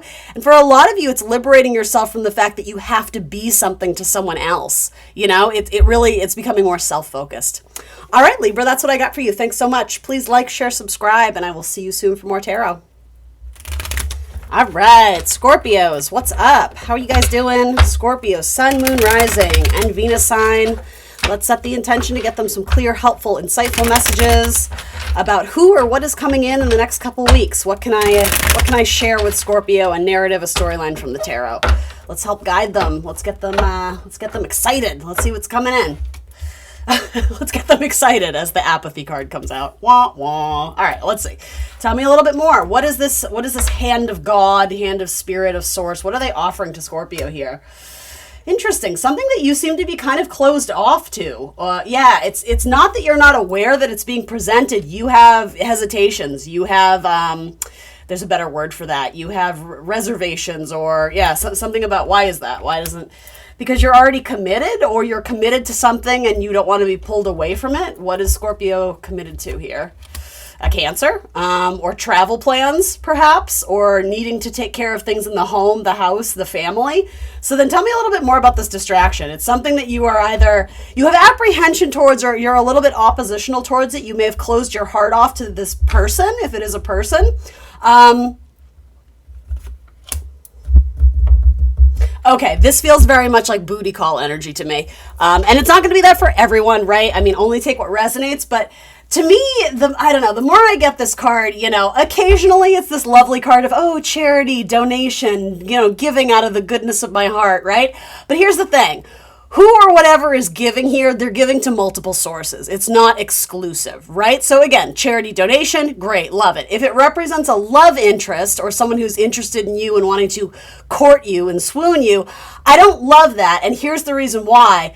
What you're committed to here is quite literally the card of commitment, marriage, tradition. Now, maybe marriage doesn't quite hit the nail on the head for you, But those are two opposing dynamics. If whatever this hand of God is reaching out to you, you seem to be opposed to it because you know that this person is giving to multiple people, or you would have to vie for their attention. There may be like a competitive element to that. And you seem to be committed to, this could also be very much like your independence, right? The Chariot is typically a card of like warrior mode, put on your game face, which we don't always associate with Cancerian energy, right? It is a card of the zodiac sign Cancer, but it's a very bold Cancer. It's kind of like I got my shell and it's my defense armor, but also I'm going to battle. I'm not using it as like a defense mechanism to hide behind something. So you may be very committed to your independence. If that's the case. But for a lot of you, it's like you're looking for the one who's actually going to offer you commitment, not kind of this, let me call you when it's convenient, and then sleep with you and then go dark on you for weeks. That's sort of what's coming up here. So I don't think you're having it really. That being said, some of you may be entering into some sort of strong commitment with a Cancerian or possibly with a Taurus. You may be traveling with a Taurus. Maybe you're going on a mini vacation, or I don't know, doing a little Airbnb out in the woods and doing something. I don't know your life, Scorpio. All right, so tell me a little bit more. Tell me a little bit more about whatever this commitment is. Some of you may be committed to, education or teaching. You may be on sabbatical or needing to go take some sort of trip or journey to improve your career standing, something to do with like a degree or experience and knowledge to build your career greater. Slow and steady over time. That's very Taurus energy, right? It's a fixed earth, right? So there's something about needing to like stack things one on top of the other, but it's slow. It's a slow process to build. But that being said, you seem very motivated and driven to do that. And so if this isn't necessarily cheating energy or whatever, someone who has multiple dating prospects, it could be that it's just not of interest to you because it's like there's no strong commitment, or okay, there's a better word, give me a second, consistency. Taurus is all about consistent energy, right? It can be a drop in the bucket a day. That still counts. But with this, it feels very flighty. Like one day they're into you, one day they're not. I don't know how this would translate if it wasn't romantic. Maybe it does for you, Scorpio. But whatever this is, you seem to be very much like, nope, like putting my guard up, not welcoming that into my life. Because, to be honest, guys, I like this energy much better. So I am almost wanting to say, yeah, good for you. Trust your intuition. Because these are major arcana, right? These are big things happen in your life, big projects, big events, big people, whatever that is. So I like that very much for you. Tell me a little bit more about this journey that Scorpio is. There's more major arcana. Holy cannoli. So the Emperor, we're adding a little Aries flair in there. So let me think about this. For Scorpio, Taurus is obviously your 7th. Aries would be your 6th. So yeah, work projects. A lot of you may be at some sort of crossroads with work where, again, like if you want to make a bigger salary or take on some new title or role or position, it's almost like you have to go through some sort of course, or you have to, do you understand what I mean? Like there's a little bit of work and effort needing to be put into something if you are going to, I hate to say climb the corporate ladder because that's not going to apply to everyone, but essentially that's sort of the vibe I'm getting. You have to do a little work to make that extra money. And so if you haven't yet embarked on this kind of like new endeavor, new chapter, in order to, it feels very long-term goals and achievement. I really like this for you. I mean, you do have a lot of people showing up here too. So like, even if this isn't romantic, I don't know, you might be wanting to join another team of people, or seeking out knowledge from mentors, from, people who have experience in your field, or whatever it is you're looking to accomplish. It does feel like you're sending messages back and forth. I like that. Looking to get knowledge or get information or wisdom, insight, that sort of thing. The Emperor is typically a very good career card for me. These two especially feel like positions of authority or figures in your own life, figures of authority.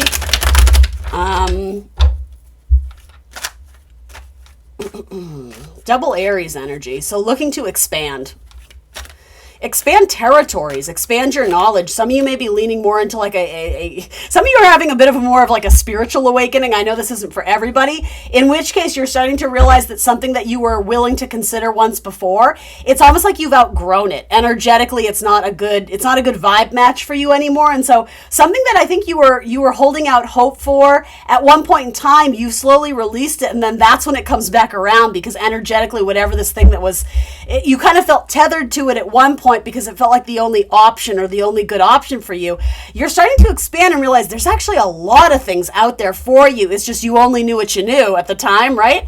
So there's something here about like you have a greater perspective now and you're not willing to accept peanuts or breadcrumbs or whatever this is. So it's funny how that works. It really is. Yeah, Wheel of Fortune, the card of expansion, of good fortune, a card of travel, connecting with, foreign cultures, things that are foreign to you anyway, right? Things that are different, things that are new, things that are going to expand your mind. Strong spirituality with the Wheel of Fortune and the Hierophant, travel with the Chariot and the Wheel of Fortune, and possibly career success, Scorpio. You're kind of cleaning up. Oh, and there's a King of Wands.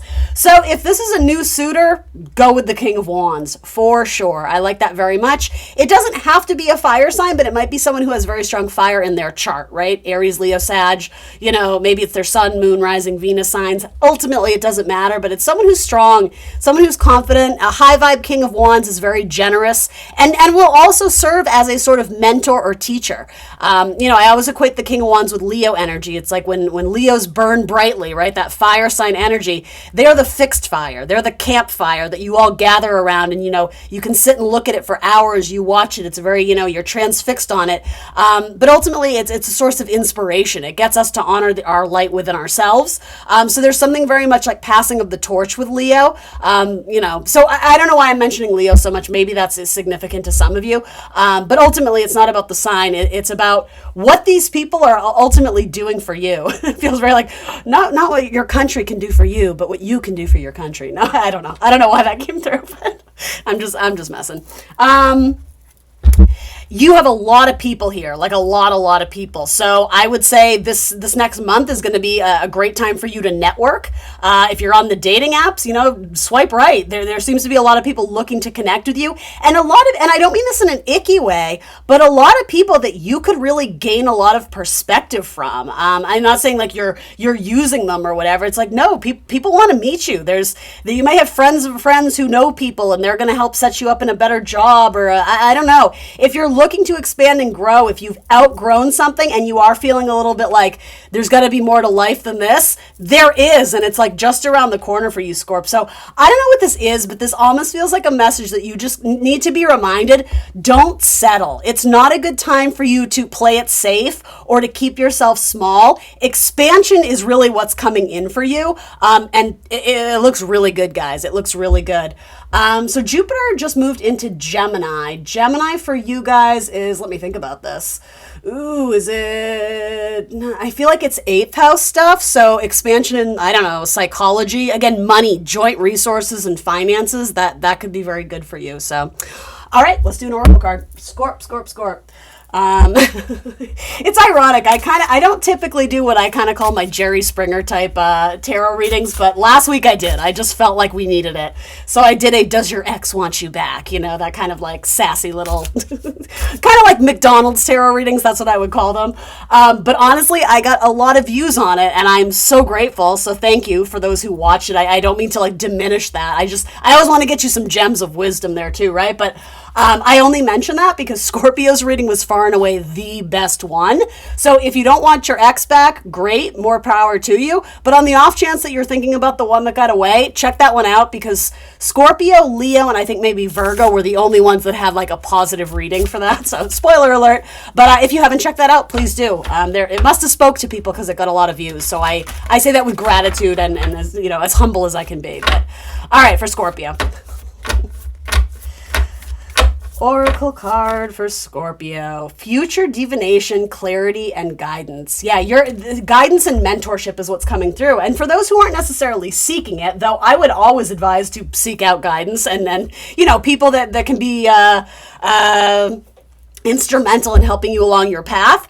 If that doesn't really resonate, some of you may be stepping up into a role where you're going to become a mentor or a teacher or a professor or offering guidance in some capacity. Maybe you're going to be a financial advisor. Do you know what I mean? But there's something about you stepping up more into the spotlight and utilize your connections because I don't know if it resonates now, but you know people who know people, Scorpio, and that's going to be very beneficial. So don't be sort of like this, private, secretive wallflower catching a pulse on the vibe of the group. I know that's your like modus operandi, but right now there's something very beneficial about just mix it up. Like use that Mars energy where you're very focused and very precise and you go in. It's like you go to war, you go to battle. It's very much like, hey, this is what I want. Let me pitch you my 30-second pitch or my 30-second, like that is going to benefit you. So bust out of your shell, right? We mentioned like the Cancerian shell thing. So I love this.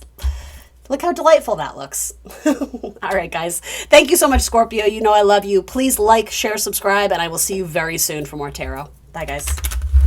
Hello, Sagittarius. Sagittarius, Sun, Moon, Rising, and Venus signs. Let's see what's coming out for you in the tarot. Let's connect with Sagittarius' energy. Who or what is coming in for them in the next couple weeks? What storyline or narrative can I share with them, please? Messages for their best and highest good. Sagittarius, what's up, guys? I hope you're doing well. Libra, ooh, wish fulfillment with a Libra maybe, or a Pisces. So there's a contract that you want, or a connection, a partnership that you want. It could be business, right? There's something about it where you see it as pie in the sky, or something like it would really check the box. It would really fit your lifestyle, suit your needs. It's something you put a lot of stock in. You put it on a pedestal, so to say. But there's some sort of mystery or confusion surrounding that. So it could just be a period of wait, like they really keep you waiting or hanging on. So what's the outcome for that? If Sagittarius is waiting on like a job contract or maybe a relationship, I'm not sure. What is the outcome? To me, it's like, are you sure you want it? Because it would really require long-term commitment. It's not sort of one of those dip in, dip out things. So this is an unusual message, but it is unusual. Even the energy to like Pisces to Libra are very different signs. In astrology, they're what we call quincunx. They really don't have anything in common, right? You have mutable water, it's feminine, it's receptive, and then you have cardinal air that is masculine or more dominant, right? So by nature, these two energies, and I'm assuming you probably have one strong in your chart, Sagittarius, maybe you're Pisces rising or Pisces moon or, whatever.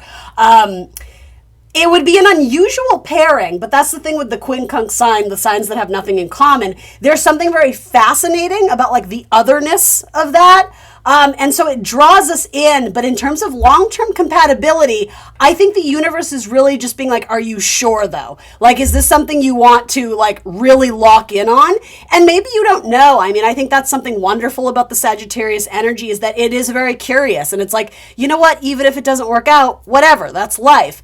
My only hesitation with the Two of Pentacles, though, there's a couple things. It might require more money from you than you realize. It might be more of a financial commitment than you realize. Maybe it's a long commute and you're not really thinking through like, oh, that's a lot of gas money. And, it's something that could be to do with that. I don't know. For a lot of you, it does feel contract work related. It could also be sort of vague terms of an agreement. And if that translates for you in love, it's almost like, I don't know, there's a difference in opinion on what like commitment means or what, casually dating means. It could be that like casually dating to you means like friends with benefits, no titles, let's just see what's up. Casually dating to this person means like, no, I'm looking for my marriage partner, but I want to feel it out first. But that's sort of, like the terms of agreement, there's still some negotiating that needs to be done or needing to talk something through, because when I'm asking the universe, what is this vagueness or this possibly fear with the moon card? But I don't know. You seem, no offense, Sag, but you seem a little bit like blind to this. It very much feels like a blind spot, like you're not really seeing the forest from the trees, or it's almost like read the fine print. That's sort of the vibe I'm getting here. Because yes, something about this Two of Pentacles, the universe is like, are you sure though? Are you sure? And you can do whatever you want. I don't do fear-based readings. That's so not what this is about. If you're about to sign on the dotted line for a contract, though, and you happen to see this video, reread the contract, right? You have nothing to lose, but there's more of a commitment to something that the universe is almost wanting to say, are you sure that's going to be a good fit for you? Or is that a lifestyle that you're really looking to adopt for the long haul? But again, the Sagittarius thing, because you are mutable fire, for a lot of you, it's like, well, nothing is forever. Everything come and goes. A fire can't burn bright all the time, and so if that's your mentality, that's fine. My only concern is that the same vibe on the other end of this contract, whether it's romantic or business or career, or I don't know, something to do with land or property? Are you signing a lease that's for several years and it's like, oh, well, I plan to move to whatever, Paris in a few years? It's like, well, it's going to be hard to get out of that lease. You're going to be spending a lot of money to get out of that lease. Do you understand what I mean? So there's something there. Tell me a little bit more about the advice or guidance here. What is the advice or guidance for Sagittarius? Yeah, reread the fine print and do not rush into anything or make some sort of promise that you can't actually commit to. The Knight of Swords can be very impulsive in their communication and very quick to sign on the dotted line. Like, yeah, let's get the show on the road here. Let's go. Where do I sign? That is not advisable right now. And I think this may even have to do with Mercury retrograde energy. Mercury isn't in retrograde when I'm filming this, but it is, the day is dawning. It is upon us fairly soon. So yeah, just again, I would be careful. I would be very careful. Yeah, so this is like oral, pardon the disgusting expression, but this is like oral diarrhea. It's like, I can't say enough. I want to tell you everything and this and that. And this is like mum's the word. So again, completely different energies here. You have, again, it comes down to like this air water thing. So, Mercury driven signs, I guess you could say it's very cerebral. It's very intellectual, Gemini, Libra, Aquarius. And then you have the watery stuff where it's a feeling. It's intuitive. It's more reserved. It's more withheld. That's what I mean when I say feminine energy, right? Scorpio, Cancer, Pisces stuff. So very interesting. There's also another message that I don't even know if it's related to this, but someone is going to break their silence or possibly break a vow. You do have a divine pairing here, the High Priest, the Hierophant, and the High Priestess. Messages going back and forth between partners or I don't know, it could even be something about a divorce. So maybe this is looking back and realizing that the contract you got into isn't what you thought it was going to be. And so there might be a need for negotiations in order to get, I don't know, I'm hearing the word severance. So maybe it is business related. I don't know. But possibly a divorce. But again, that message stands of like, ooh, is this going to cost me a lot? Like, it's almost like, did I sign a prenup? Judgment. All right. So the overall picture, seeing the forest from the trees, stepping back and soaking in everything that you possibly can about this scenario, this picture, this storyline before you make any final decisions. Ultimately, you should and will, do what you want to do, but there might be a need to be patient. Temperance, that's your card.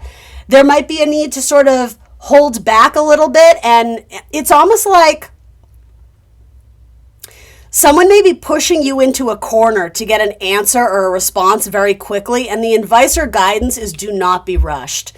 When you speak, it needs to be very firm. You need to know what you're saying, because there's something here about someone twisting your arm to get you to do or say something that you may agree to because you just want something to be over or you want to expedite something, but that's not the way to go about this. You have a lot of cards indicating take your time.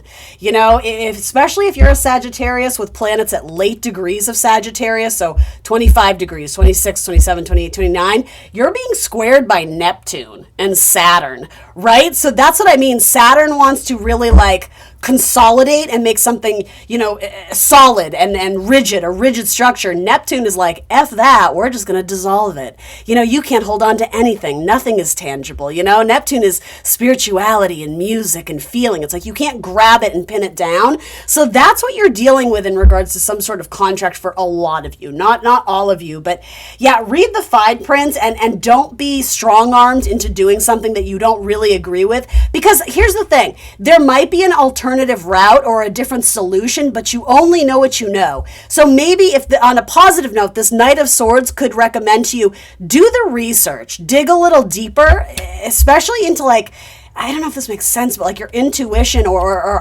alternate avenues with money, loans, finances, grants, applications to something, because there might be a better way to go about this, but it will take longer. So is that worth it to you?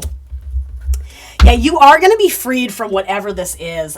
If you did get into a nasty contract or a nasty agreement and you're trying to find your way out, you will be liberated from it. And don't get me wrong, the universe isn't going to do it for you for the most part. You're going to have to do it yourself. That's what Saturn energy says. It's not going to be easy, but ultimately I think it would suit you better. That's sort of what this feels like to me.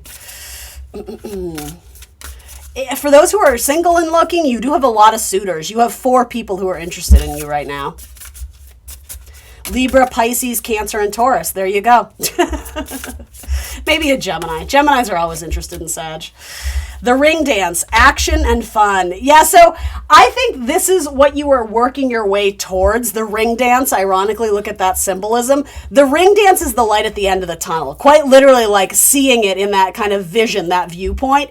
Know that when this is all done and over, you are going to be freed and it's going to feel amazing, but you may have to delay the fun. And I know that's hard to tell a Sagittarius, but Saturn says there's no time for playing. There's no time for games. We have to be serious. We have to be focused. We have to be regimented. There's going to be days where you want to quit and give up. And that's what I mean. Some of you are just like, I don't want the drama. Okay, where do I sign? Like, it feels very much like, fine, just take my money because I want to be out of this.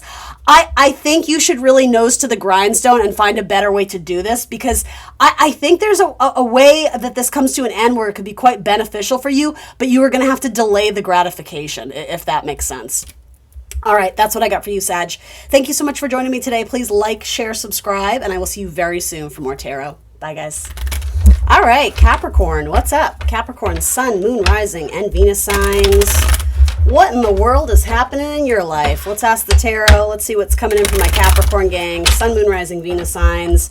In the next couple weeks, what's a message or storyline I can share with them? Let's see. What are you manifesting, Capricorn?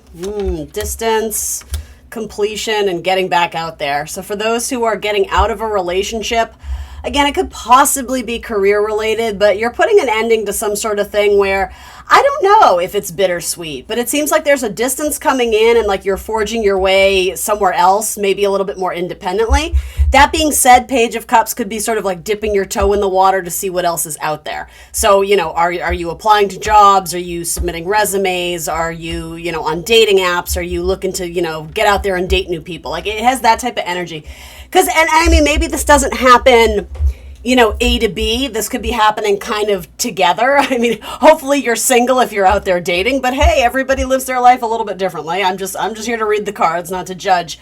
But yeah, it's like you're trying to put distance into something that has been, I think it's going to feel really good when it's done and over, but Saturn energy indicates like, yeah, there might be a little bit of a struggle. It might be a little bit of a challenge.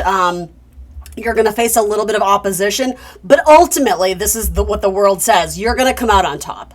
So if you are kind of in the thick of trying to part ways with a job, a person, whatever, maybe you're going through a divorce, I don't know what it is, or just kind of see the end to some sort of project. Like maybe you've been planning an amazing vacation, but getting all the logistics, the hotel, the rental car, the airplane tickets, all that, maybe it's been an effing nightmare. Like it could be something like that too. So it's like you're ready to distance yourself from some sort of project or undertaking that has been very stressful. But here's the thing. You wouldn't have stuck around as long as you did if you didn't see potential in it. And I think that's what's important with the world. It's not like thank God it's over. It's like, okay, we did it, we can breathe. So it's that type of energy, just to be clear. It comes from a place of manifestation, right? And with that, like you have essentially the last card in the major arcana of the world. So it's like completion, harmony, quote unquote graduation of sort.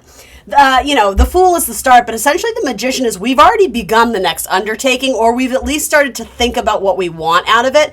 So it's in the process of closing something out while starting to manifest something new. Again, possibly concurrently. I'm not saying one has to be, finalized before we embark on the other, because the Page of Cups says, get yourself out there, dip your toe in, jump in, the water's fine. But Page of Cups, it's a little bit shy, it's a little bit reserved, it's trying, right? I don't know, with the Page of Cups, there's always something cute about it. Like, it's very childlike, it's very innocent. You guys have heard this spiel from me before. It's like, this person, whoever it is, maybe it's you, maybe it's an energy around you, they're trying, right? And so there's like aw, but it's not necessarily blowing you out of the water. So if you are looking for a new job, maybe you're going on interviews, but then you meet with, the hiring people, and you're just like, it doesn't quite meet the mark, or, like I'm really interested, but they're not willing to pay me what I want. So that's what I mean. It's like, we're trying. It's definitely worth pursuing, essentially, right? With the Page of Cups, it's not saying don't or stop, but it might be holding out for a better offer in any sense. So again, maybe this is dating and, you're out and you're mingling, you're meeting people, but it's maybe a little bit underwhelming. It's that type of energy. So tell me a little bit more. Where is this headed? Is there a good offer coming in? Yeah, so none of the offers right now are blowing you out of the water. That's very much what I'm sensing from this Page of Cups. I mean, ultimately, it's like, take a delicious sip from this golden cup. Oh, but also there's a fish in it. So you're kind of like, ugh, that's not quite to my taste. That's not quite to my liking. So anyway, I said that, and there's something about like wedding tasting too. So some of you may be planning a wedding, and it's just like, ugh, are we done? Can we just celebrate? Can we just get married? Some of you are like, let's just elope. Forget it. No, I'm kidding. But yeah, with the Seven of Cups, sevens are all about assessment, decisions.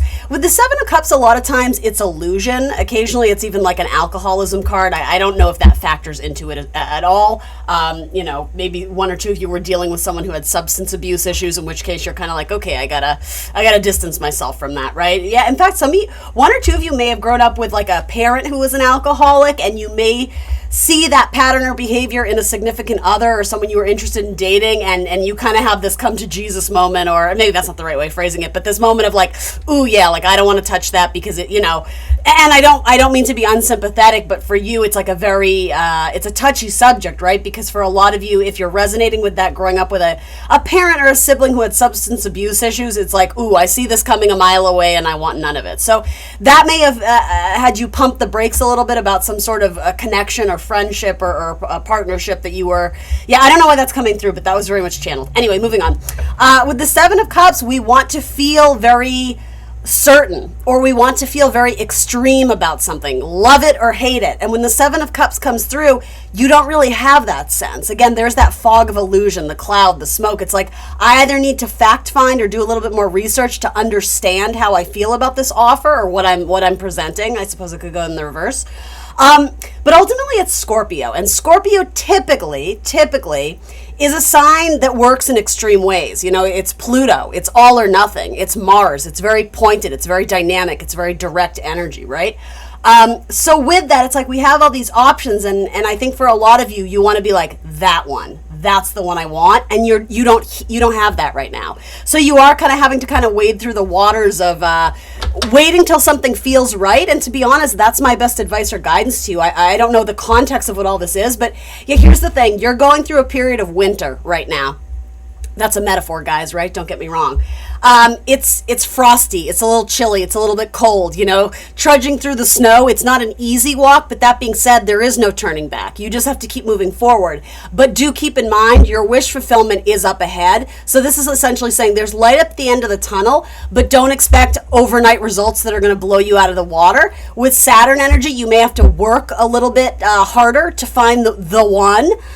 Or it may indicate that, like, the challenges or the no's or the red tape you're encountering or experiencing, it might actually be a blessing in disguise, because it may actually be putting you on the right path to what is truly going to be satisfying and fulfilling to you. Thank you.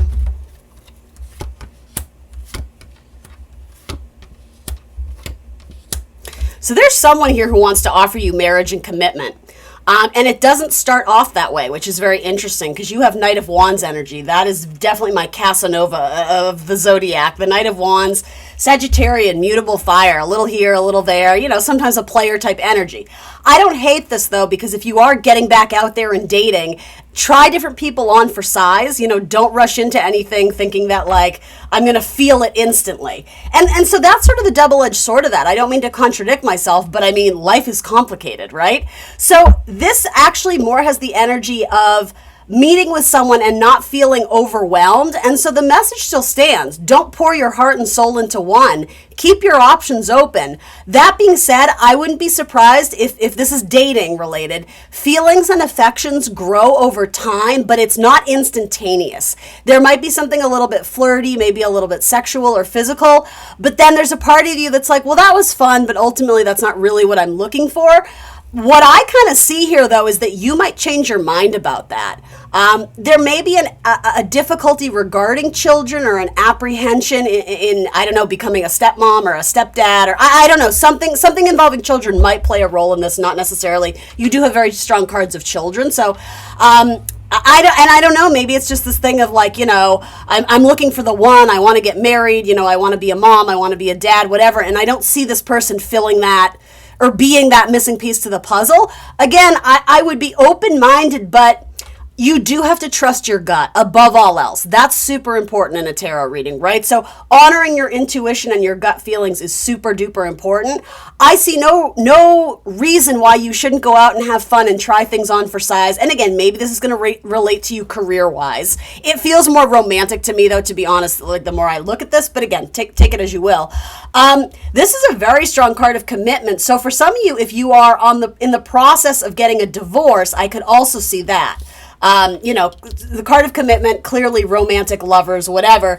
The Fool is that Uranian, like breaking free. It's very liberated. It's independent energy. It's taking a big leap of faith. I don't know where you're at with this. There's a lot of stories coming through, but if you are a person who is looking to get married and settle down and maybe go a little bit more traditional route, so to say, which is typically a Capricorn thing, not across the board, but I do see that in your future. You have Aquarius energy, possibly Taurus energy, maybe some water signs, Scorpio, Cancer, Pisces. You have fire here. You got a lot of signs. But ultimately, what is the ultimate message here? Judgment and awakening. All right. So someone that you may have had a strained relationship or a difficult circumstance, something about that may come to revisit you.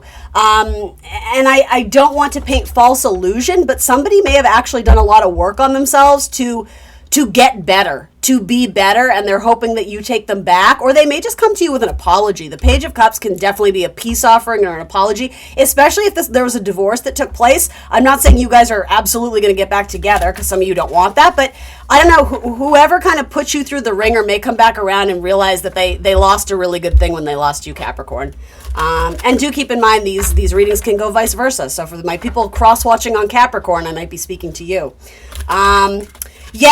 Do this. I don't do fear-based readings, and especially for you, Capricorn, you're not a sign that tends to be very like YOLO with money, right? You guys tend to be very planned and organized and disciplined, and good for you. If you are experiencing slight trouble with money or unexpected bills, do know that is a passing phase. That is a small part of the chapter you're in. And so again, pursue other options.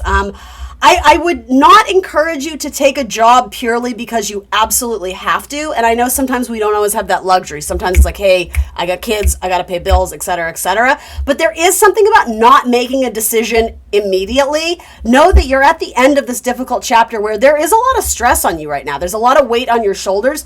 There's multiple cards indicating you're going to be liberated from something that was very constraining or constricting. And then there's going to be a period of play and fun and joy, but you might kind of have to grin and bear it a little bit longer. And I hate to say that, obviously, if you're in an abusive relationship or something like that, don't grin and bear it. You understand, like, use your logic and judgment here, but something is about to change for the better. But I do see, these are weekly readings. So for the next 2 weeks, it's going to be a little bit tough. There's going to be some pressure there. So, but you know what, Capricorn? Pressure breeds diamonds. Cheesy, I know. Y'all know I'm cheesy. All right, so your oracle card is belonging, togetherness, and welcoming. Interesting. Again, something with children is coming through very strongly. I'm also seeing flowers being put on a grave. So saying goodbye to something, that could also be a metaphor, saying goodbye to an old chapter, an old lifestyle, an old partnership, and welcoming the new. There's something very youthful about this new connection, especially with the Knight of Wands. If you've always dated very mature people who have their shit together, believe it or not, Capricorn, I'm going to say this, you may connect with someone who lives a very alternative lifestyle with the Fool, the Page of Cups, and the Knight of Wands. And so that's what I mean. Maybe you're just looking to get back out there, and if you might just be looking for a physical connection that you don't see long-term potential in, and that's fine. What's interesting to me, though, is that some of you are going to have a change of heart and realize, like, what this person offers to you is actually very lovely and wonderful, just because they don't have the same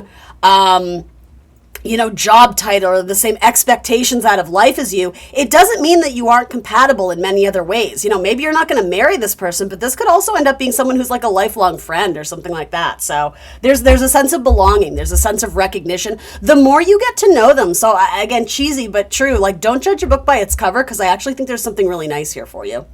All right, Capricorn, that's what I got for you. Please like, share, subscribe, and I will see you soon for more tarot. Bye, y'all. Hello, Aquarius. Aquarius, Sun, Moon, Rising, and Venus signs. What's up, guys? How you doing? Let's see what the tarot wants to tell you. What might be coming in for you in the next couple weeks? Aquarius, Sun, Moon, Rising, Venus. Let's get them some messages that are helpful, insightful, messages for their best and highest good. Who or what is coming in? Ooh, your King of Cups is coming in. Ooh, double masculine energy. Oh, it doesn't have to be masculine, but could be a very strong job or career offer. Maybe something to do with an Aries or a Scorpio. Interesting. You're playing hard to get, though, or you don't know that they're into you. Okay, that's what it is. Under this Emperor who's very stoic, very serious, right? There's just like this mushy gushy, like dreamy, hopeless romantic, right? Water sign energy, a strong water sign energy too, right? The King of Cups. It's not the Page, it's not the Knight, it's not the Queen, it's the King, right? Very strong Mars energy with Scorpio and Aries. So, yeah, they want your sex. Sorry, Aquarius. But there's something about you this week where you're just kind of like la-di-da-di-da. Like, I don't know if you see it or you're playing hard to get. I don't know if you're playing a little bit of like the loving the thrill of the chase, or really the opposite, loving being chased. What is this about? What is that about? What is that about? So you may have your eye on a Scorpio. Or this may be something that you put an end to. I don't know, with the Death card. You may be going through some sort of major transformation in your life and you're not actively looking to date. You may be having to tie up loose ends in another relationship, on a project. And then there's a new start. So I'm going to be honest, I'm not even trying to be like sassy and immature, but like your reading right now is loaded with a lot of sex energy, truthfully, right? And I mean, Pluto is an Aquarius. Pluto is a planet associated with a lot of things, but one of them being, sex. So what's the deal with that? Psychology, too, I'm hearing. There may be fear of intimacy or fear of sex coming through for someone. Why is the Death card showing up here for Aquarius? I don't know why. I sense that this is your energy. It feels like someone is watching you from afar. It could be that someone is watching you on social media and they have, I don't know if it's hidden feelings for you. Maybe they've already professed their love or asked you out. But if that's the case, you seem to decline that offer or reject it. Or this person thought maybe perhaps they were being very overt in their flirtation with you and you just didn't know it. Or again, you were so fixated on possibly someone else that, you're very psychic though. I mean, you probably like, oh, that's cute, they're flirting with me, but you had your eyes on someone else. That's sort of the vibe I'm picking up here. You may have been into a Scorpio, but like that Scorpio might still be watching you is sort of what I get from this. The Death card. Yeah, like you weren't able to accept the offer. Why is that? Because you either weren't certain about this person or realistically you were waiting on someone else. All right, pull it together, Annie. I'm getting all these like very strong sexual innuendos. I mean, how can you not when the Ace of Wands shows up with the Scorpio Death card? Like, chicka bow wow. All right, here we go. So tell me about this person or possibly these people. You may have multiple suitors that are interested in you and you may be dealing with some heartbreak from feeling rejected by someone else. Wounded warrior. So I do sense that there's at least one person here that wanted to court you and ask you out. That sounds so like 1950s, sorry, court you. But yeah, there's someone here who has their eye on you, but you've already either made it known that you weren't interested or you declined the offer. That being said, they're still watching you. They're feeling a little bit hurt. They definitely have a sensitive, tender side, even though you wouldn't know it to look at them. I don't think you consider this person super touchy-feely sensitive. I mean, maybe you do, but most of you, they present as the Emperor. Like almost like authoritarian, very serious, I have my shit together type energy. Again, under that, they're a ball of mush. So whoever this is, I just outed them a little bit. Like, they're sensitive. Very sensitive. And yeah, they feel a little bit wounded or they feel a little bit hurt, but yeah, they are still looking to make an offer to you. So if you know who this is and you're like, oh, is it too late? Did I blow my chances? Nope. They still like you, Aquarius. And again, maybe this translates for you in like the career world in terms of turning down an offer, pursuing another job, and then being like, you know what, maybe that would have been a good fit for me. The offer more or less is still on the table. You may have to do a little bit of convincing, but really this person is putty in your hand, like 100%. You don't know what to look at them. They present as the emperor, but underneath they have stars in their eyes for you. So I see the Knight of Cups and the Two of Pentacles. So it's really about you. What are you looking to pursue? And I do think Aquarius is a sign frequently, not all the time. They're more future oriented. They tend to look forward. They don't look behind, leave the past in the past. At least in this spread, that's sort of what this feels like. But I don't know, in the near future, or maybe after seeing this tarot reading, it might get you thinking like, damn, did I miss out on a good opportunity? And here's the thing. Although this person has the Wounded Warrior card, maybe they had their own demons, maybe they had everybody has stuff. Everybody has a little bit of baggage. What's that expression? Like the right person will help you unpack your bags. I do like that. Generally speaking though, this seems like a stand-up guy or a stand-up girl with the Emperor and the King of Cups. They can be serious. They probably have a good work ethic, but at the same time, like, they love being in love. They have a lot of love to offer. Their cup is full to the brim. They're probably very selective and choosy with who they offer it to. And it seems like they were much like, here's my heart. And you were like, no, thanks. I'm sure it wasn't that simple, right? I'm sure it's a little bit more complicated. But there may have been an age difference here, or you may have been looking for someone younger or older or something like that. You definitely had your eyes set on someone who if this is romantic, they had a little bit more sparkle. There was something shinier about it, and you were like, I'm going to go for that. But that seems to keep you stuck in your head. It feels like there's another person who, I don't know if it's a booty call situation or like they just, or they're flighty, they're on and off, like one day they want you, the next day they don't. You seem to be kind of stuck in a repeated cycle where ultimately I think the universe wants you to liberate yourself from this because it is sort of a mental trap. Because you're stuck in assessment. Like, are they going to ask me out again? Are they actually going to make me their boyfriend, girlfriend? Are they going to have me move in with them? That doesn't really seem to be changing. Yeah, you have a very strong Aquarian card saying, cut the bullshit. Ultimately, the King of Swords says the thing that's hard to hear, but he says it because it's necessary. He or she, right? It's addressing the elephant in the room, right? It's being like, guys, the Emperor has no clothes, right? That's very Aquarian energy. Ultimately, for the point of reestablishing equilibrium and making sure that what's good for everyone involved is what's being sort of written, so to say. A strong sense of justice and what is right with the King of Swords, but also with Aquarian energy, there's that factor of Uranus where it's like, we got to break free. If this isn't working, we got to shake it up and do it differently. Again, that's kind of interesting though, because when you look at the King of Swords, he doesn't look super radical, right? He looks intense. He looks like he has a lot to say. But with that, there is kind of that unique perspective that the King of Swords offers that I really like. And so I think there was probably something unique about this person that drew your eye, but is it ultimately what's good for you in the long run? To be honest, guys, I know this is hard to hear, but I think the universe is kind of saying to you, move on.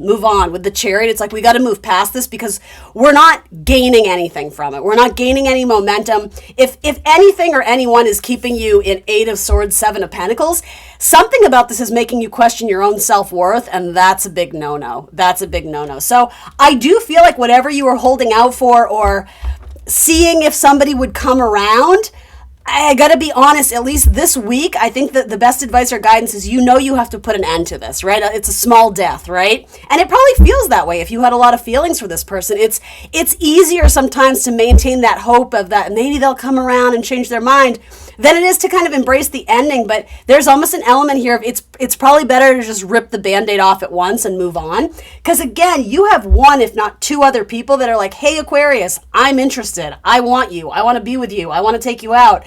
I do like that energy. And I will say, one, if not both of these people have already kind of put themselves out there to see if you took the bait and you didn't. And it's not about like making you feel shame or guilt and it's not about that. It's just saying you may choose to go back to something that initially you thought was not for you. It's funny, Capricorn had a similar element in their reading. I'm not saying you have to be dealing with a Capricorn, but it's possible. You may be really stuck on it's funny, I said Aquarius, so possibly another Aquarius, but a Scorpio as well. You do have double Scorpio energy here too, so that factors into that somewhere. Waiting for the Knight of Cups. Yeah, your Knight of Cups has already moved on, or your Knight of Cups is playing. There's something hopeless romantic. The Knight of Cups wants to promise you the world, and they actually want to, right? It's not bullshit. It's just they're out of touch with reality. They're not able to make good on that promise, but do you know who is? The King of Cups. That's what I mean. There's like a junior element to this. So I don't know who was younger or older, but whatever you were investing in and hoping this person was going to come around, your ships were going to come in, the Knight of Cups is faced in the opposite direction. He or she, whoever this is to you, they're moving away. And maybe for some of you, quite literally, maybe a person is moving homes, moving locations, moving for a job. I think you have to hold true to your integrity. To valuing yourself. This is a Leo card, so leaning into your authenticity. And I think there's value and wisdom in knowing what fights are worth fighting for, right? Is it just a minor adjustment where we lost our footing and then we proceed? Or, I don't know, I very rarely get this with this card, but this, I don't know, this feels to me like you made it to the top of the mountain and you thought it was going to be glorious, and like the view is underwhelming. That's what this feels like. You may have even done some work on yourself or your money, your career. I don't know, like, I hate to say vanity, but like redid your hair, your this, your that, to try and get this person's attention. And it's like they completely missed the boat. Like they didn't even see. There may have been some sort of like performative thing on social media where you were trying to kind of like, bait them or get their attention. And like I don't know, it's like they closed their social media accounts and you're like, oh, that was for nothing. Ooh, Aquarius, I don't love this vibe. It feels like this person took you for granted, or they just didn't see you for the amazing person that you are. I would pay no mind to that. You have something waiting in the wings. And I'm not saying you have to go after something that you're not passionate about. If you don't want this energy, okay, fine. But that's the message this week, is like there's multiple things that would be a much better candidate for you, but it's like you're choosing not to see them a little bit. And I hate to chalk you up to stereotype, but that stubborn nature of you being very, well, black is black and white is white and this and that, and not necessarily. Again, there's something that this person doesn't maybe wear their heart on their sleeve, or they don't present as who they truly are, but that's sort of the gift, is like, as you unwrap the package, you're actually surprised in a really beautiful way of like this person has a really good soul. This person has a really good heart. Anyway. A lot of sexual chemistry and sexual metaphors here. Possibly with Knight of Cups, Pisces. It's probably like mind-blowing sex, and that got you hooked. But substance, question mark, there's not a lot of pentacles there. In fact, there's a lot of like question marks about substance. So for Aquarius, this says June, beginnings and balance. So for some of you, you started to feel that this relationship wasn't working out in and around the month of June. Something about Leo energy might be coming through here, and sort of feeling duped, or sort of feeling like, ironically, the illusion of how someone presents versus what they actually are. This one was more of a, oh, it's beautiful and it's great, but there's no substance. This is a little bit like the opposite. It's like, I don't know, they don't seem very interesting, or they're kind of quiet. They're kind of a wallflower, but little do you know, there's like, they're sitting on a throne of like passion and love, and I don't know, they have all these things to offer. People are not what they appear to be. Something is hidden here, and I do think something about the double suitors. I think you have two people that are spying on you and watching you. And I don't necessarily mean that in a creepy way. There might also be something about twins that play a factor in this, or Geminis that's coming through as well. All right, Aquarius, that's what I got for you. Please like, share, subscribe, and I will see you soon for more tarot. Bye, guys. Hello, Pisces. Pisces, Sun, Moon, Rising, and Venus signs. What's up with you guys? How you doing? Let's see what the tarot wants to tell you. What's coming in, who or what is coming in the next 2 weeks or so for my Pisces out there. I hope you guys are enjoying this warm weather. Summertime, baby, right? Well, depending on where you are, of course. Depending on where you are in the world. All right. I just spent time with my Pisces best friend. We saw Third Eye Blind. Y'all remember Third Eye Blind? It was a night of 90s nostalgia, and it was epic. Water signs, baby. We just get down to that music, right? All right, here we go. For realsies, sorry. Here we go. For Pisces, what message can I share with Pisces? What's coming in? What's coming in? Someone's holding back, but they're transfixed on you. There might be a message here for you to hold back. Why would that be? Because you're going to get your heart broken. Oof, I don't like that message. Someone might be in the process of healing too. So I'm wanting to say like, don't rock the boat or don't rush the process. Allow this person to come into your life or come back into your life organically. Blowing up their phone or putting pressure on them to do anything, even if it's just pure kindness, it might, and it's hard for me to say this because like I get it, but it's like, someone's going through a good time or a hard time rather, and you want to jump in and rescue or let them know that you're there. But the wisdom here with the hermit is to let them heal. Take a break. It's sort of like if you love something, set it free. I don't even know if you're necessarily setting them free. This could actually be someone that you're still with, but they're going through a hard time.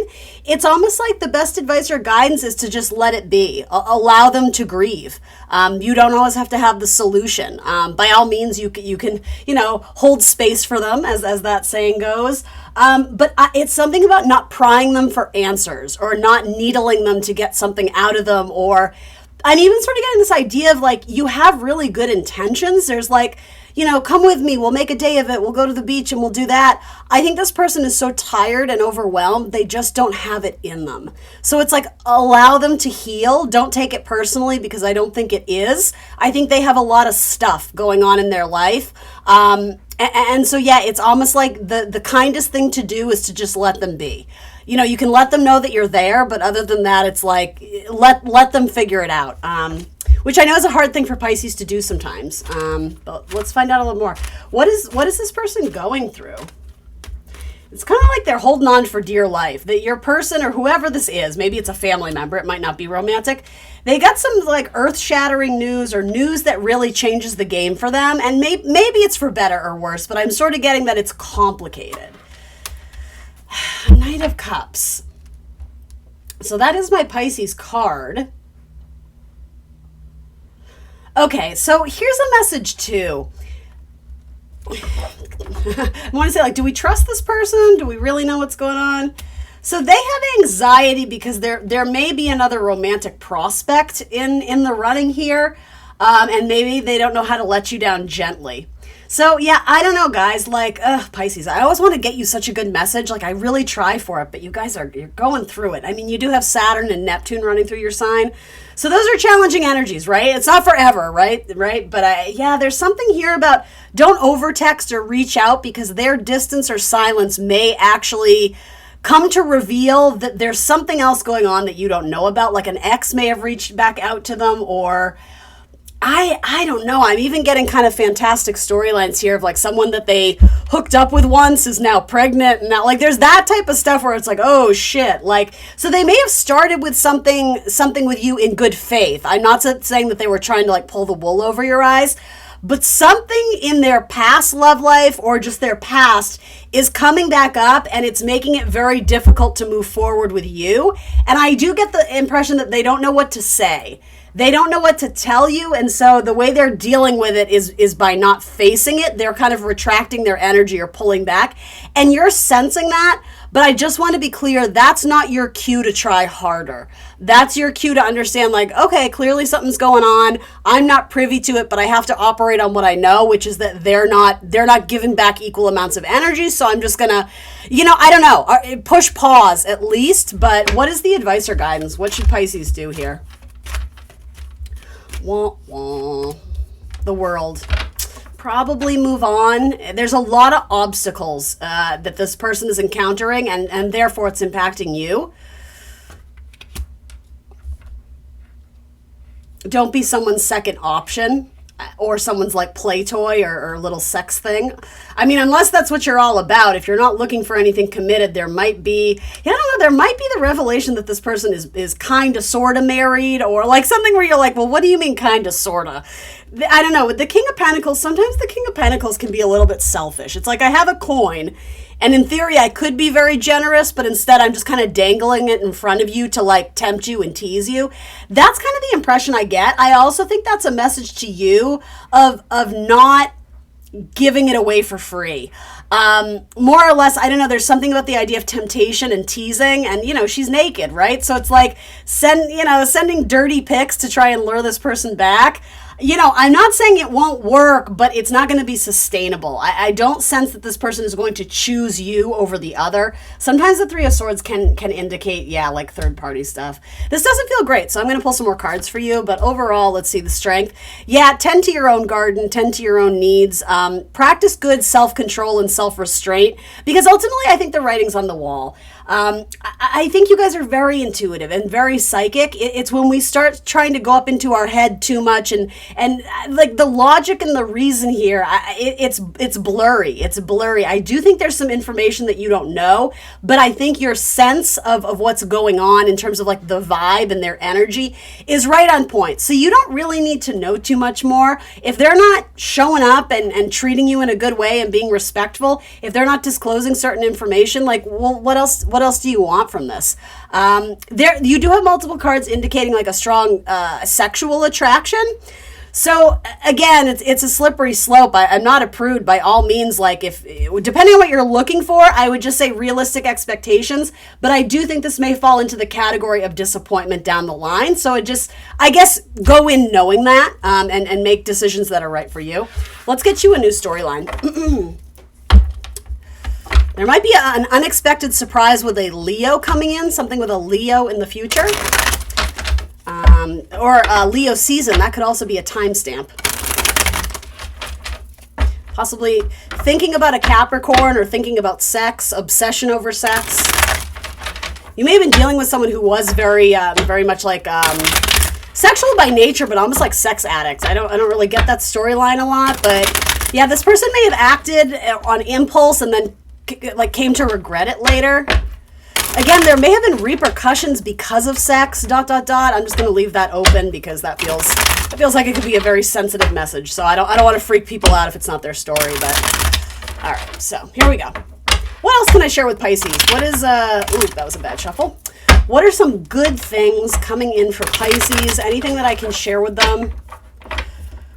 Pisces. Ooh. I feel like there's a Cancer that still thinks about you, but they feel a little bit wounded or hurt.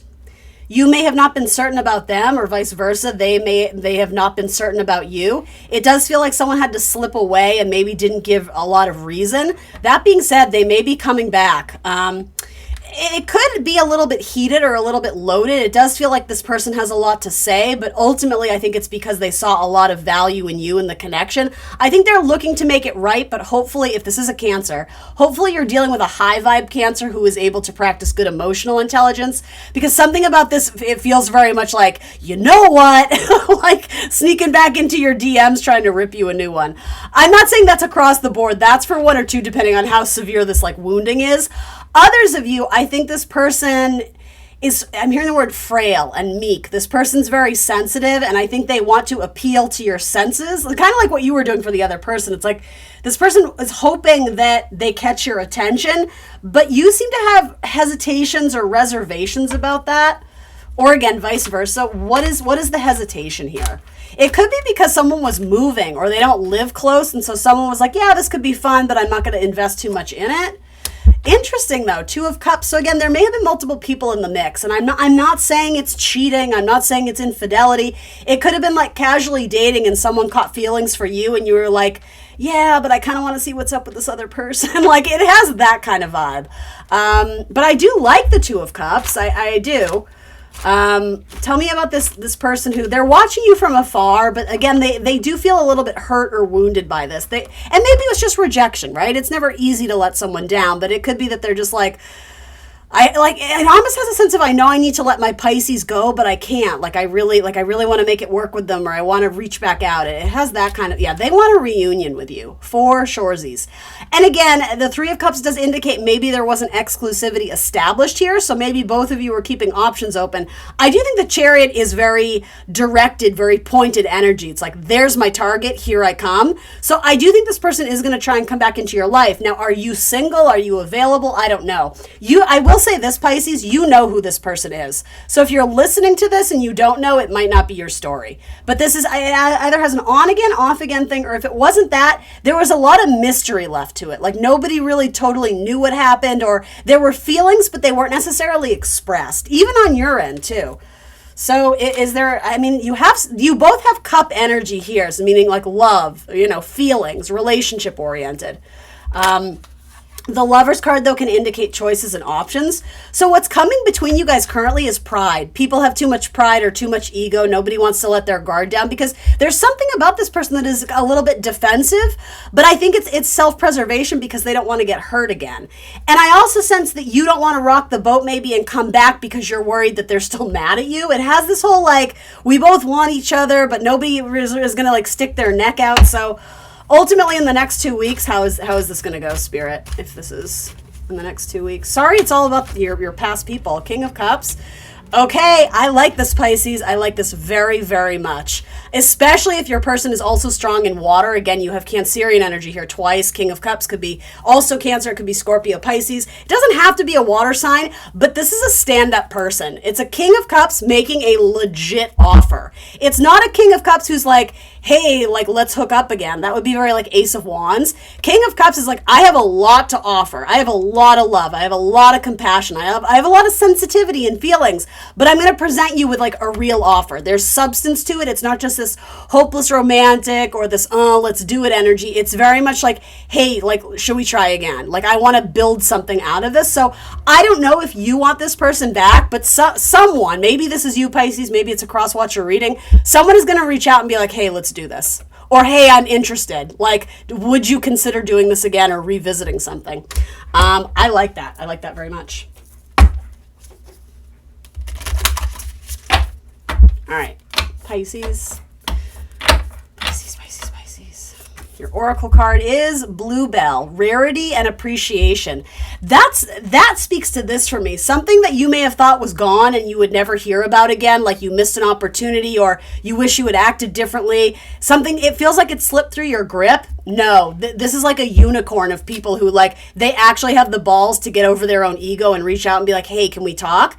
And again, it doesn't feel manipulative to me. I'll be honest, at one point in time, this person was mad at you or felt hurt or let down. Again, there was some sense of rejection and it may have been mutual. I don't know. If this is you, Pisces, though, you seem to have other options and maybe you pursued those. And you know what? That's life.